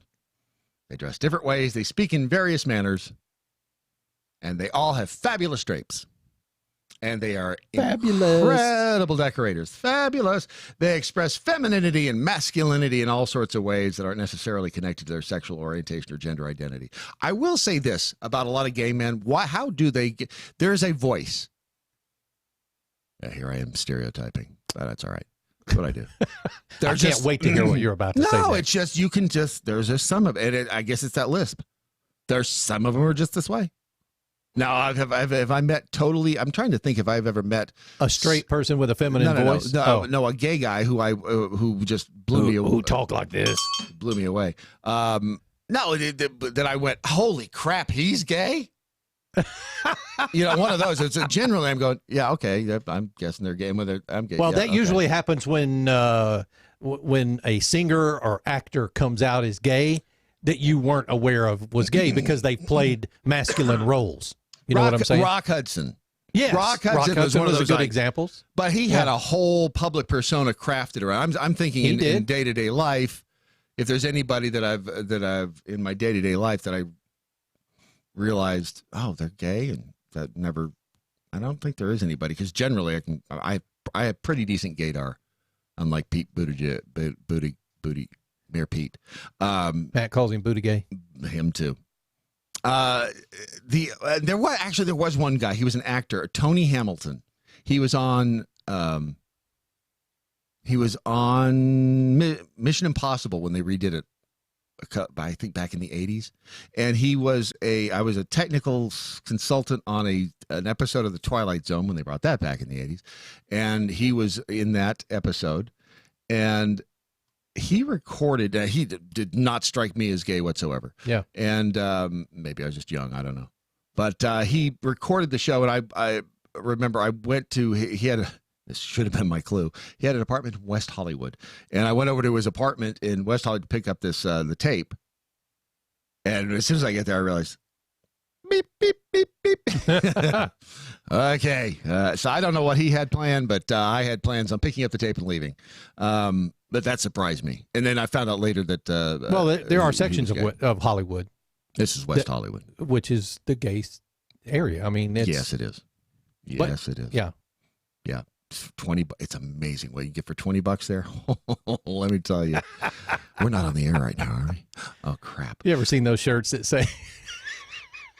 They say, "I'm not gay, but $20 is $20." That's right. $20 is $20. Never out them to anybody. Another way you can support your LGBTQ friends or family. Coming out is very personal. I would say that once you come out and you start dressing in the mankini and the banana hammock and start marching in the parade, I think you're out at that point. It's very personal. It can also be very dangerous. Let your loved ones come out at their own discretion. Don't refer to them as my LGBTQ friend. How many times have I wanted to do that? Here's my LGBT. Anybody ask me about you? Brad's my LGBTQ friend. LGBTQ friend. Hello. Come on up here, Marcus. Marcus, don't be afraid. And why is it you picked up his lisp? I don't know. Just that way. It's the way it was. It's kind of like when you're talking to a deaf person. Mm-hmm. I said just louder and slower. You have to pick up the lisp when you talk. Is that what you're saying? Maybe. I did a play in Nashville with the Pull Tight Players in Franklin.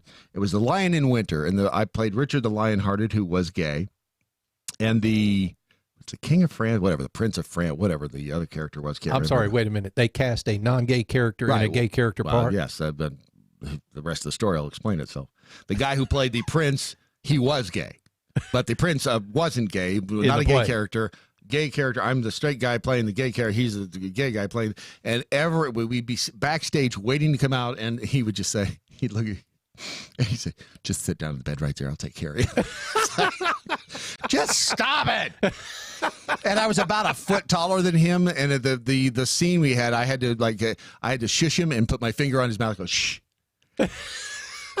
And I could not get. That was the funniest thing to me because, and it wasn't about the gay and the straight thing. It was about this big guy, a foot taller than this other one, putting his finger on. And shh, you just shh. But backstage, you just sit right down. I'll just take care of you right here. It's just the things I've seen in my life. Is there any archive footage of this, Brad? That's a good question. I'm sure it exists out there somewhere. It's got to be entertaining. Be inclusive is another way you can help your LGBTQ friend in a world that isn't very LGBTQ friendly, as it should be. Do I agree with that? It can get lonely. Make sure you to support your LGBTQ friends by including them in plans with other friends. Make sure you invite them to events where you have straight friends. That's right. We're going skinny dipping. Yes. That's an odd one to me. Inviting them to meet your family or just hanging out with them in general. They'll make them feel as if they're the the weird thing about all of these is they're treating them as like an outside, like this foreign entity. Like, don't. When the guy from Mars steps out of the ship, just act like he's one of your buddies. Don't call him out. If people really are that thick that they have to be this explained to them, speak up when you see prejudice. A good friend or family member has your back. If you see someone making a disparaging remark or even a joke with LGBTQ people as a punchline, see, that's where I disagree. If we cannot laugh at each other, I mean, there are some, I've heard good, and I can't remember one right now, of course, but I've heard good straight guy jokes. I've heard good gay guy jokes. Yeah. A joke is a joke, and there's always a kernel of truth in jokes. If you can't joke about it's always hire a gay man to be your interior designer because they have fabulous, and they do have great taste. Most of them. There's a few that don't. You have to agree with me in that we have friends of the show that are gay, that are homosexual, the Tobys, and I met them for the first time when we were in Las Vegas. Mm-hmm. Love these guys as often as possible. No, I do. I love these guys. I mean, they would. Under other circumstances, I guess. I mean, if they knew me, I mean, I think we'd be pretty good friends. I don't have to be gay to be friends with. If they knew you, you'd be pretty. I think so. No, once they got to know you, they wouldn't like you. They'd be with the rest of us. No, I think they'd like me. Okay. I got to meet them once. They're good people. Did you just introduce people? Did you just break like rule number 4 up here, which was no, I did not. Don't refer to them as your LGBTQ friend. I think you just broke that rule. Say the you word. Did. I didn't say the letters LGBTQ. No, but you said gay. You can't say gay on a plane. We've said this before on the station. It's not like I'm dropping a bomb. Wow, I cannot believe you just said that. Oh, Toby, sorry. I can't. I can't control what he says in here. It's just. So yeah, if you see somebody making a disparaging remark, even a joke, well, now there's a difference between a joke and then some guy goes, "Oh, I hate them damn fags. I hate them. They're a-holes. They should all be killed." There's a difference. That's not a good thing. No, it's not. That's just an a-hole all around. So, but a joke. Sorry, I'm going to be right there laughing with them. And you can't be in this world. You can't have that thin of skin. Make sure others know that it is not okay. Not only is this crucial in fighting against prejudice as a whole, or on the whole, but it will further help your loved ones to feel supported. Sorry, I think when that's part of our problem, when we lose humor and the ability to laugh at ourselves and each other. And remember, I'm not laughing at you. I'm laughing near you. Big difference. Have conversations with your less supportive family and friends. Because understanding of sexuality and gender is still largely limited and prejudice prevails, you may have some friends and family who are not as pro-LGBTQ as you would like them to be. Just don't let this slide. Or avoid the conversation. Change starts at home, and you want to get through to the people you care about. Let's see if I can understand that one. So if they're not as pro-LGBTQ as you, don't let it slide or avoid the conversation. So tell them to stop being douchebags. So if you got somebody at home who's, I hate them fags. You're never going to change. The thing is, you're not going to change their mind. It's not like they're having a conversation. Change their mind. So, I'm not sure. Be publicly vocal about your allyship. Here's the thing, Brad. You and I, or ally, yes, we do not have to agree with the gay lifestyle. We don't. But that doesn't mean that we have to treat people less than human. It does not, and that's what that's saying. And except the Irish treat them less. Less than human. I mean, look at them. But no, I mean, human beings are human beings. That's what God gifted us with, and that's the way we deal with it. But you don't have to. And quite honestly, the people like you're talking about, they are bullies. That's the way. That's all it comes down to. Mm-hmm. And you know what? Quite honestly, it was probably the way they were raised.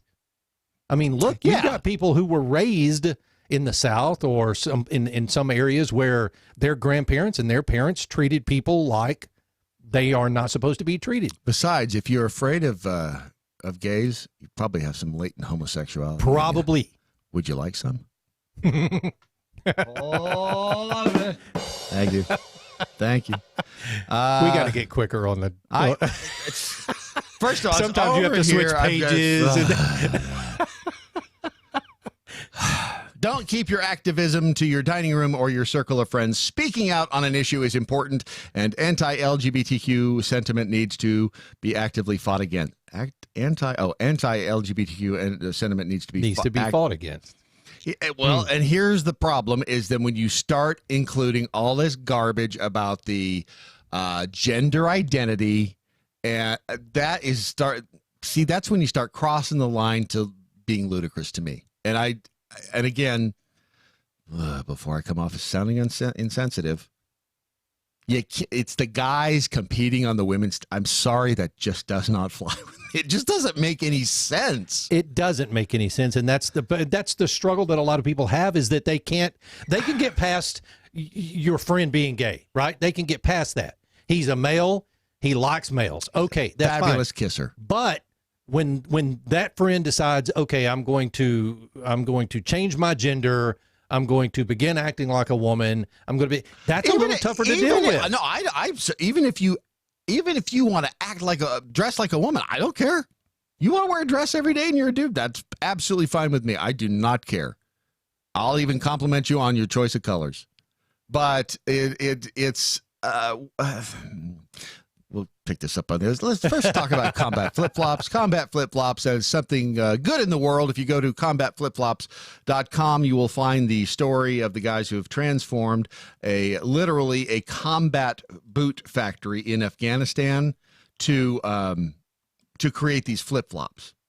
They're not combat, Brad. They're combat flip-flops. You go to combatflipflops.com, and again, when you buy a pair of flip-flops, the money that they raise goes to educate these women in Afghanistan, which in turn, these women educate the kids. The kids then don't grow up having the extremist agenda foisted upon them. Essentially, you're changing the world one person at a time. That's the beauty of combat flip-flops. Please take a look at them today. This is your Daily Mojo. High capacity, fully automatic, large caliber, freedom. Mojo 50. I'm Mike Opelka from PureOpelka.com. Here's your 2-minute drill. Well, I was there in Orlando to witness the launch of the president's second campaign for the White House, and I had the chance to go backstage and talk with Don Jr. and Kimberly Guilfoyle. Here's the son of the president talking about how his dad won and how he will win again. Listen, in 2016, he asked a pretty simple question. He was talking to some of the minority community. He said, what do you have to lose? And the real answer was nothing. You couldn't do any worse than Obama was doing. You couldn't do any worse than even the years before that. But now, if you ask that same question, there's a real something at stake. There's really something you can lose. All the prosperity, all the jobs, all the manufacturing coming back in this country. It can all disappear. When Joe Biden goes, the first thing I'm going to do is raise your taxes. Look at what the tax cut have got us. They've gotten us there. Look at what the cutbacks and regulation have allowed us to achieve. It's got us there. We got to keep it going. There's too much at stake. There's too much at risk. Great points from the first son, and his girl couldn't wait to jump in. The president makes me feel so proud to be American because he has restored our respect in the world. People know not to mess with the president, that he means what he says. He's been able to bring people to the table for negotiations, whether it's tariffs with China, whether it's getting a deal with Mexico, whether it's meetings with Kim Jong-un and stopping the nuclear proliferation, taking a tough stance on Iran and supporting our military and achieving peace through strength. That's the guy that deserves the Nobel Peace Prize, not Barack Obama. Don Jr. and Kimberly Guilfoyle, a tough combo to face on the campaign trail. Testudo, my friends. Testudo. Mike Opelka's 2-minute drill is powered by MojoWildRice.com. Their wild rice is a superfood, gluten, sodium, fat, and cholesterol-free, yet high in fiber, protein, zinc, phosphorus, and trace minerals. But you're going to love it because it's delicious. MojoWildRice.com. MojoWildRice.com. The Daily Mojo. What? You look at me like I never clear my throat? What's your problem, Ron? Mister, I leave my microphone on for half of a... I did not leave my microphone on. I could hear you quite plainly in here. Only you could hear me, though. It doesn't matter. You were still loud in my ear. I could still hear you. Which is funny because I didn't think this microphone picked it up. Ta-da! It does. Smacking Duck says, so Real Ron Phillips pretty sure that only people in the South have grandparents or parents treated people for like the they love of shouldn't be Pete. treated. Huh, Ron? No. Look, I only speak from experience. Here's the thing. I have family members who probably said words they shouldn't have said when I was growing up, thinking that because they're in deep East Texas or in the South somewhere, that they didn't particularly care for people of color. And that is not how I was raised by my parents. Yeah. It's not just people in the South. No, it's not. Forgive me for saying such. Primarily, I mean, Southerners, Tennessee. There was, and it's almost cliche using that. Hey, it was a different world, but it is. It was funny listening to, because you get into some situations where you get some of the older generation, and they will sling the N-word around it, but to them it's just like, it's crazy. It's weird, and when you get into that situation, like, wow, I'm so uncomfortable. And if you ask them, they'd say, "What? I didn't say anything wrong." And it's like, it's just weird, and you'll never convince them that it's wrong because they grew up in a different time, and they did. So. It's an argument that people will continue to have, and we'll never solve it. And by the way, Smacking Duck, here's the problem. See, Smacking Duck, if he misspells a word in his tweet, he deletes it and then retweets it. But the problem is the deleted tweet's still there. The internet is forever. Live with the damn misspellings, would you? F in Florida man, Real Brad Staggs reads a story about supporting LGBT folks by not outing them, and on cue, Real Ron Phillips outs 2 times guys to the audience. I think everybody knew Toby was gay. Yeah, it's not the first time we've talked about him. He's a fabulous kisser. I didn't out you the assless chaps you're wearing gave it away. See, that's funny because, and by the way, when you say assless chaps, isn't that it doesn't make sense because all chaps are assless. Just saying. Here's where it becomes a problem. Mm-hmm. When you don't wear anything under the assless chaps. Is that a problem or an asset? I saw what you did there. Thank you very much. That was it. I didn't even try. That just happened. It is so not easy being me. I can't tell you how many times in high school someone came out in high school and expected everyone to be shocked, and we were like, dude, I knew that for years. Third grade. Where the hell were you?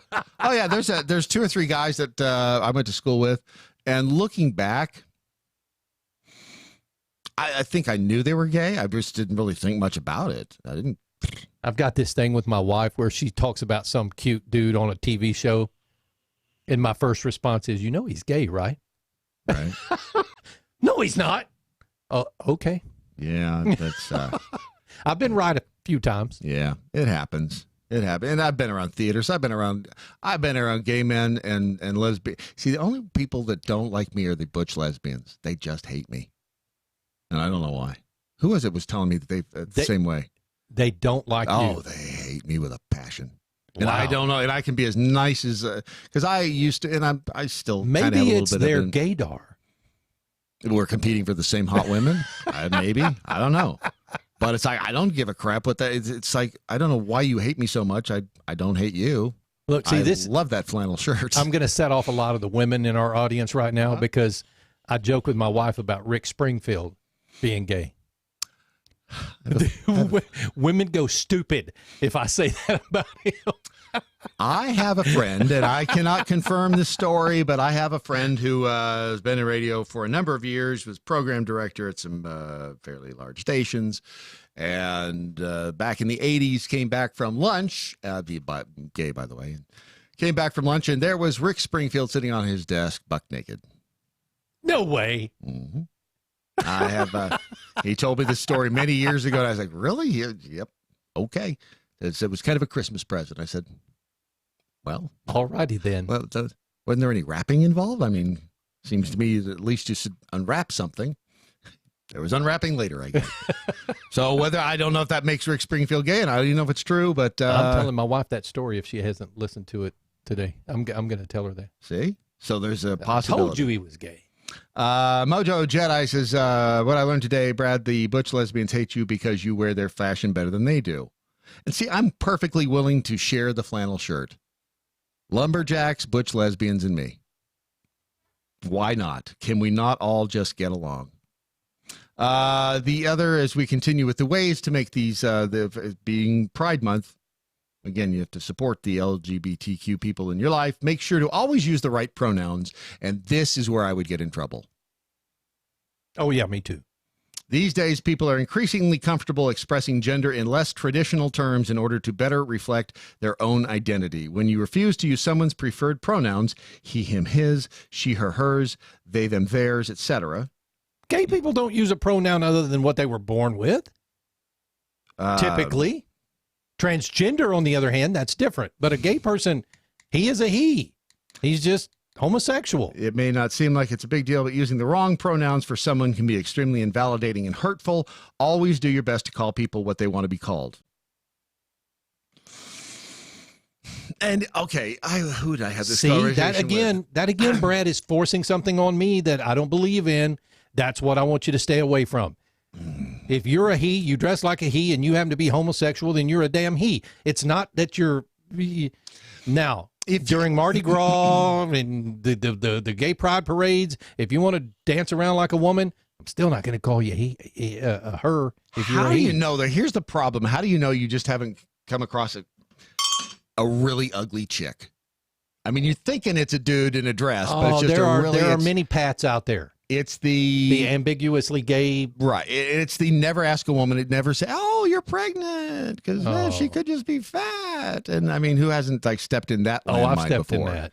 So that's the problem you get in that one. That's why when you see somebody, and there are people, you see them at fast food restaurants sometimes, the Pats of the world. The Pats, yeah. Who you look for boobs. First, if you can't tell from the face, you go, okay, and you look down. We have a restaurant in Burleson down there where I live. The waiter, waitress walked up to us. They walked away. I asked my wife, I said, was that a man or a woman? She's like, I have no idea. And it's, so you look for, if once the face doesn't give you any indication, then maybe you look at the name tag. Let's pause for the boobs for a second. You look for the name tag, and then if it's a name like Pat, you're like, damn it, that didn't help. Then you go down and you look for boobs. Are there boobs? Oh, those could be man boobs. I don't know. So what do you say in that point? Do you say, do you prefer to be called he, him, or he, she, her? I mean, is that not a little weird? Oh yeah, it is weird. So then you resort. Is to that where the Zimzer comes in? I don't think it's me. I don't even know where that came from. Freaking pronouns. I don't. It's and again, I'm all about letting people live their life, and it's if you want to who you sleep with, I don't care. It's when you start getting into I'm a table. I'm identifying as a table, and then you want me to pretend with you that you are a table. That's where I run into problems, because then I start to giggle. That's when it just gets silly. Don't drag me into your delirium. That's the thing. Okay, you're a table. Then I just want, and then I deal with it with the silliness, and then that probably comes across as being insensitive. I'm so cisgender. Is that right? Which see, I don't even know what the hell I am. And then if you're cisgender, that reminds me of being a sissy, which wasn't that like an effeminate guy? If you're a sissy, so it's all very confusing. We are living in very confusing times. Don't be heteronormative. How many times just today, Ron, have I told you? Oh, yes. Don't be heteronormative. Well, you said that this morning, and I'm trying to figure out what the hell does that word mean? I'm still working on it. Try to think outside the box of heterosexuality. Did they intentionally put all of these phrases into this post? For you to ring the bell? By the way, this is from the activetimes.com. And I don't even, that sounds to me like a retirement magazine. The Active Times. Shuffleboard starts tonight at 7. Bring your partner. Don't ask questions like, this is what I was laughing at when you came in. That's right. Don't ask questions like, who's the woman in the relationship? Besides, you can always guess that. I mean, when you see a gay couple, it's definitely. Definitely. In my experience, there's never been a doubt. Oh, yeah, you can always tell. Because it's extremely uncomfortable as well as presumptuous. This can get especially tricky when it comes to weddings or raising children, as many things involved have traditionally been tied to gender roles in heterosexual couples. Just don't make assumptions and follow your friend's lead. And remember, couple this with the story that we got yesterday from England, in which advertising banning traditional gender stereotypes is being outlawed. Yeah. You think it's confusing now? This shit's going to get way more confusing in the future. If you can't, I mean, human beings always are going to make presumptions. You have to, that's what human beings do. That will never go away. No, it and will here's not. the thing. If you get your butt hurt because somebody misgendered you or said something that was hurt your feelings, get over it. Then I was just at the I almost said grow up hair. Sure. See? That raises questions Damn too. it. I was at the post office yesterday or the day before, and the guy behind the counter, there's people up there getting their passport. Why the post office is the place to get? I don't know. Let's pick the slowest possible method of delivery of a passport. But anyway, I digress. So the guy behind the counter says, well, I don't know, but hers is going to be a little bit longer. And the dude looks down at his kid. He says, that's a boy. I'm like, whoopsies. I mean, that stuff's going to happen all the time. And honestly, I looked at the kid and I thought, it looks like a boy. I don't know why the guy behind the counter thought it was a girl anyway. Don't question their identity, rather. After another reason you should avoid stereotypes is because they're just incorrect. You will meet LGBTQ people who simply don't line up with common stereotypes at all. If someone tells you their sexual orientation, believe them until they state otherwise. If someone tells you that they're queer or bisexual, don't ask them whether they're sure they're not actually just fully gay or fully straight. What kind of morons are they talking about? If someone tells you that they're queer or bisexual, so, Ron, are you sure? Here's the thing. Are you sure you're just not fully gay? Are you fully sure you're not fully straight? Look, back in my high school days, there were a couple of gay kids in the school, and the bullies of the school, what's the first thing they want them to do? Perform some stupid sexual act on them to prove that they're gay. Why on earth would you? What the hell school did you go to? Oh, my God. And then again, goes back to the never, if you're a guy, forcing anybody to perform oral sex is not a smart idea. At all. They have teeth. Hello, Yep. teeth. Which is the ultimate way of, I'm not going to do that again. Yeah, that doesn't work on either sex, actually. Right. So, just saying. So really that was, were they serious? I mean, did they try to? They were assholes. That's what they were. So they just. All they were doing was just trying to. Yeah, exactly. Okay. Well, I mean, how else are you going to know if they're fully gay? Can't just take you can't trust the gays. I mean, you can't just take their word for it. Prove it. That's just, see, what that is right there is that is just a way to get a free old fashioned. That's all. They were just looking to be cheap and trying to get it for free. And remember, ass, gas, or grass, no one writes for free. That was the best bumper sticker in the 70s. Remember that sexuality is a spectrum, not a speculum, a spectrum. Big difference. If your loved one doesn't identify as simply gay or lesbian, don't push them down. Don't push them to do so. Don't push them down. That's kind of mean too. Or try to put them in a box for your own convenience or your own pleasure. Either way. There's a huge spectrum of sexualities among LGBTQ people. A huge spectrum of sexualities. And that's where, again, they start to delve. It's off in the weeds. How can there be a huge spectrum of sexualities? Is it gender or is it sexual? I thought it was gender doesn't have anything to do with sexuality and vice versa. Haven't I heard that argument before? 100 times. So now there's today. And there's the other problem. First, there's 100 genders. Now there's going to be 100 sexualities. We are complicating the hell out of this thing. And many more labels than just gay, lesbian, bisexual, queer. If a loved one comes to you and tells you they identify as something different now, don't question it. But wait a minute, Johnny, yesterday you identified as a gay table. And today you're a cisgender flower? See, at that point you have to have little Johnny about. Little Johnny has some problems. If it's flipping back and forth on a day-to-day basis, there's some issues going on. May not even be that they're still figuring it out. It may not even be that they're still figuring it out. Sexuality can be fluid too. Don't invalidate their experiences. If you are straight or cisgender, and then they mansplain. If you are straight or cisgender, meaning your gender identity matches that of the ones you were assigned at birth. No shit, Sherlock. You want to know, although the cisgender thing's still a little weird, although you won't know what it's like to be LGBTQ and to deal with the issues that come with it.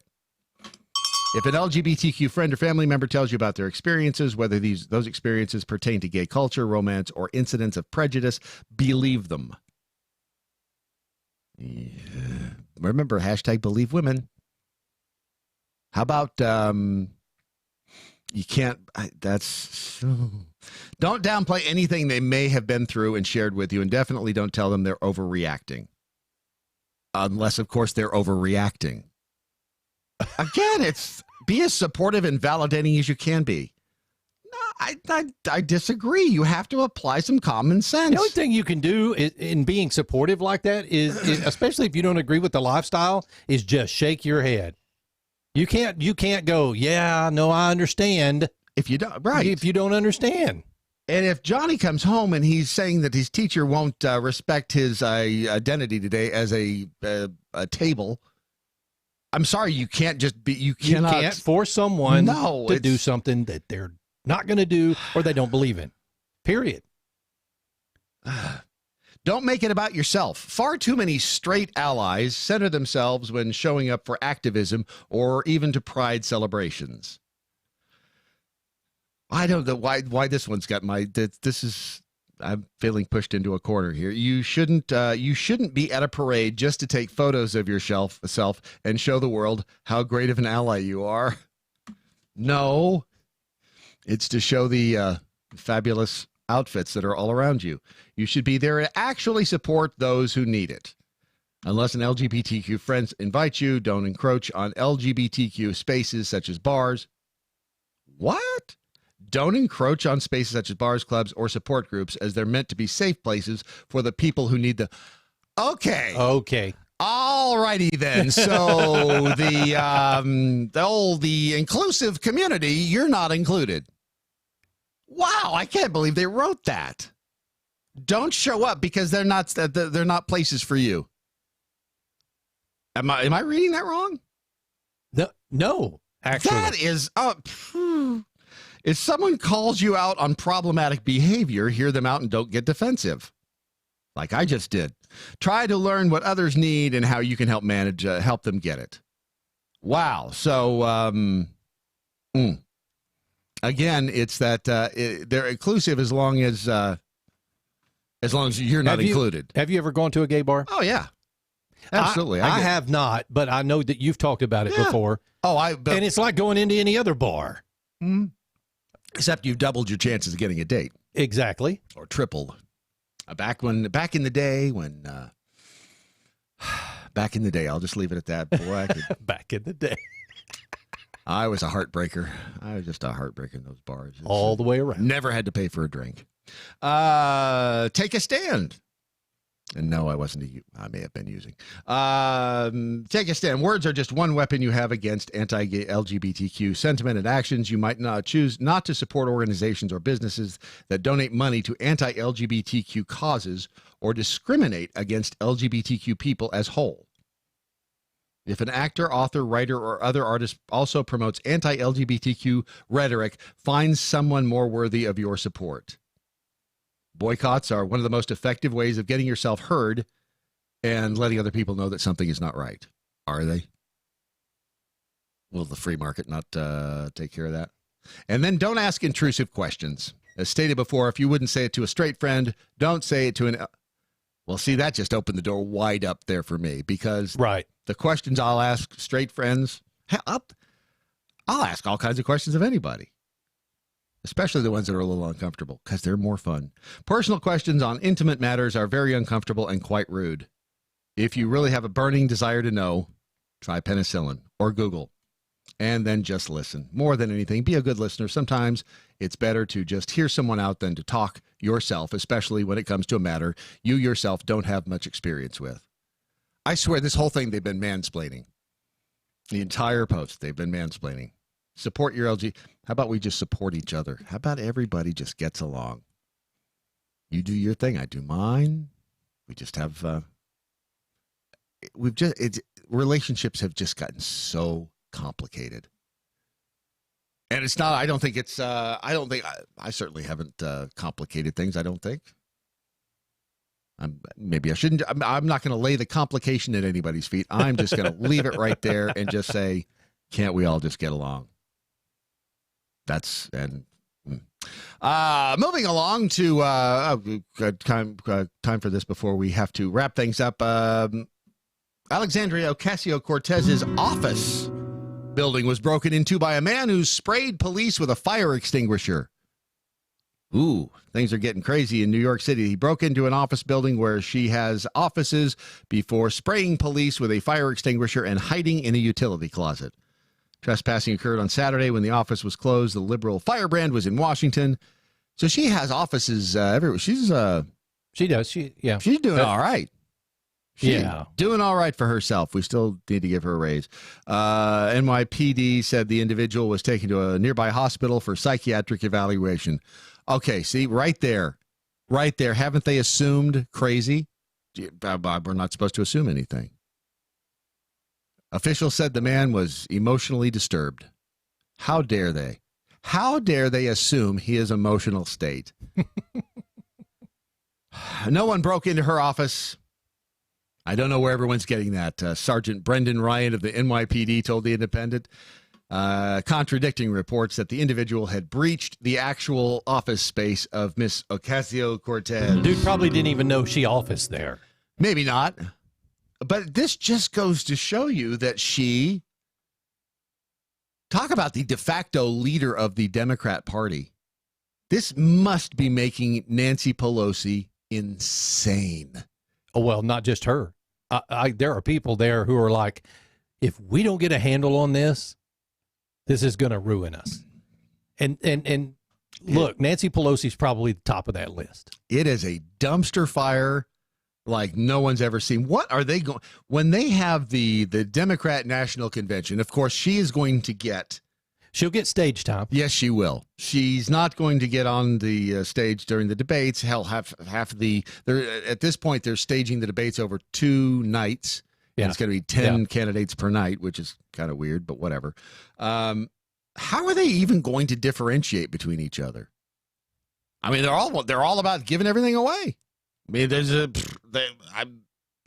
it's just, I guess, in the method in which each one is going to give stuff away. That's the only difference that I can see so far in any of the Democrat candidates. At least we have some entertainment value going on. This is a great time to be alive. With the spectacle that Donald Trump provides, because let's face it, he is P.T. Barnum. He knows how to work a crowd. He knows how to make things. He knows how to make things over the top. He knows how to turn the spotlight on him. He knows how to trigger people. And then you got the entire Democrat posse with every part of the spectrum represented. I mean, you got the socialist and Sanders. You got whatever the hell Biden is. You've got AOC. I know she's not a candidate, but she's certainly out there in the forefront. You have Nancy Pelosi. What a zoo! This is. I can't think of a better time in history to be alive just to watch the entertainment value. Because if I gotta focus on politics, if I have to be around it better be entertaining. Because otherwise, I just want to shoot people. I should probably rephrase that. I don't want to shoot people in the sense of shooting people. We'll just move on. Just edit that part out of the tape. Hypothetically speaking, in a humorous sense, which apparently humor has gone by the wayside as well, but it is what it is. Should we just wrap this thing up now, Ron? What do you mean it's let's go? All right. That's it. It's the end of Doc Thompson's Daily Mojo as we know it. Before we go, as always, we'll find out what we learned today. We learned that Ron is quite familiar with exploding shots of hot gas. Oh. Was that first hour? That was it was first hour. Right at the end of the first hour. This has been a long day already. And I don't even know why. And you didn't even know it was Wednesday. I didn't know it was Wednesday. I've got to start taking those hallucinogenic drugs. I think that's what it is. Start taking them or stop taking them? Either way. Yeah. You leave your life, I'll leave mine. We learned when you jump off a bridge in India, make sure you hid the key in a place where you can find it. Because otherwise, they'll find you somewhere down the road, but you will. As soon as he hit the water, he dropped the key. He was screwed. Oh, that would suck. Oopsies. You know, in magic, they call some tricks reputation makers. There it was. Yeah, you got your reputation right there. But did you learn anything, by the way, today? I did. I learned that if you're Dwayne sitting in somebody's basement, your mom's probably, and you want to cuss when you get on the radio, you're the dickhead. There you go. What a douchebag. Dwayne, I love you. I don't care who you are. I just say it's funny. If this was the highlight of your life today, good for you. He said some conservative sitting in the basement. Good for you, Dwayne. I mean, if we in some small way made your life better today, then I am all about it. Here's the thing. Dwayne was listening. Yeah. And or watching. Yeah. We don't know. And probably bought something from me on eBay. He probably did. And then bitched about it. Whatever, dude. Over on the Twitter, Mojo Jedi said, hashtag what I learned today. Brad, it's not mansplaining, it was gay-splaining. Is there, I see what struck me about all of those was that and I don't know why I think this, it felt to me like a straight person was writing that. And felt like they had to put in the mansplaining. That's just what it felt like to me. Was that like? Could have been. Was I making an assumption right yes. there? I don't know. Bob blah blah. Love the Bob blah blah. Before this whole gender identity movement, the only time I ever confronted cis and trans situations were in organic chemistry class, and I hated chemistry. It just gets confusing. Yeah, so because like some worms. Some worms are male or female, right? Or both. Wouldn't that be fabulous? If we were both? You'd never have to leave the house. Okay. I wouldn't. I mean, how can be? That's the problem. That's why if I were a woman, I would be such a slut. I would be an embarrassment to the female. I would just... Sorry. Rebel Jackhole, hashtag what I learned today. In the immortal words of Alf, Willie, why must you needlessly complicate everything? Yes, and that is where we are headed. We are headed down the road to complication. Toby McAvoy, if someone identifies themselves as queer or bi, the correct response is, wow, you must have a lot of spare time.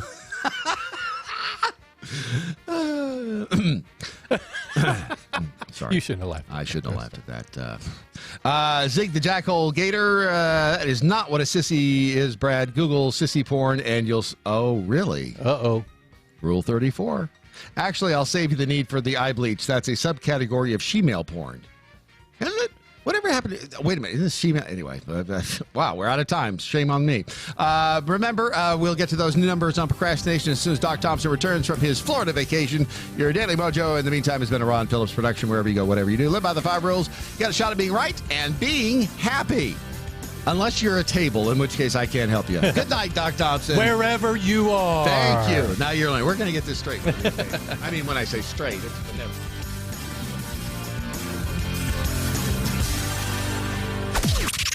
This is the seditious, rabble-rousing, liberty-loving, home of fun, entertaining, and compelling talk. Mojo 50.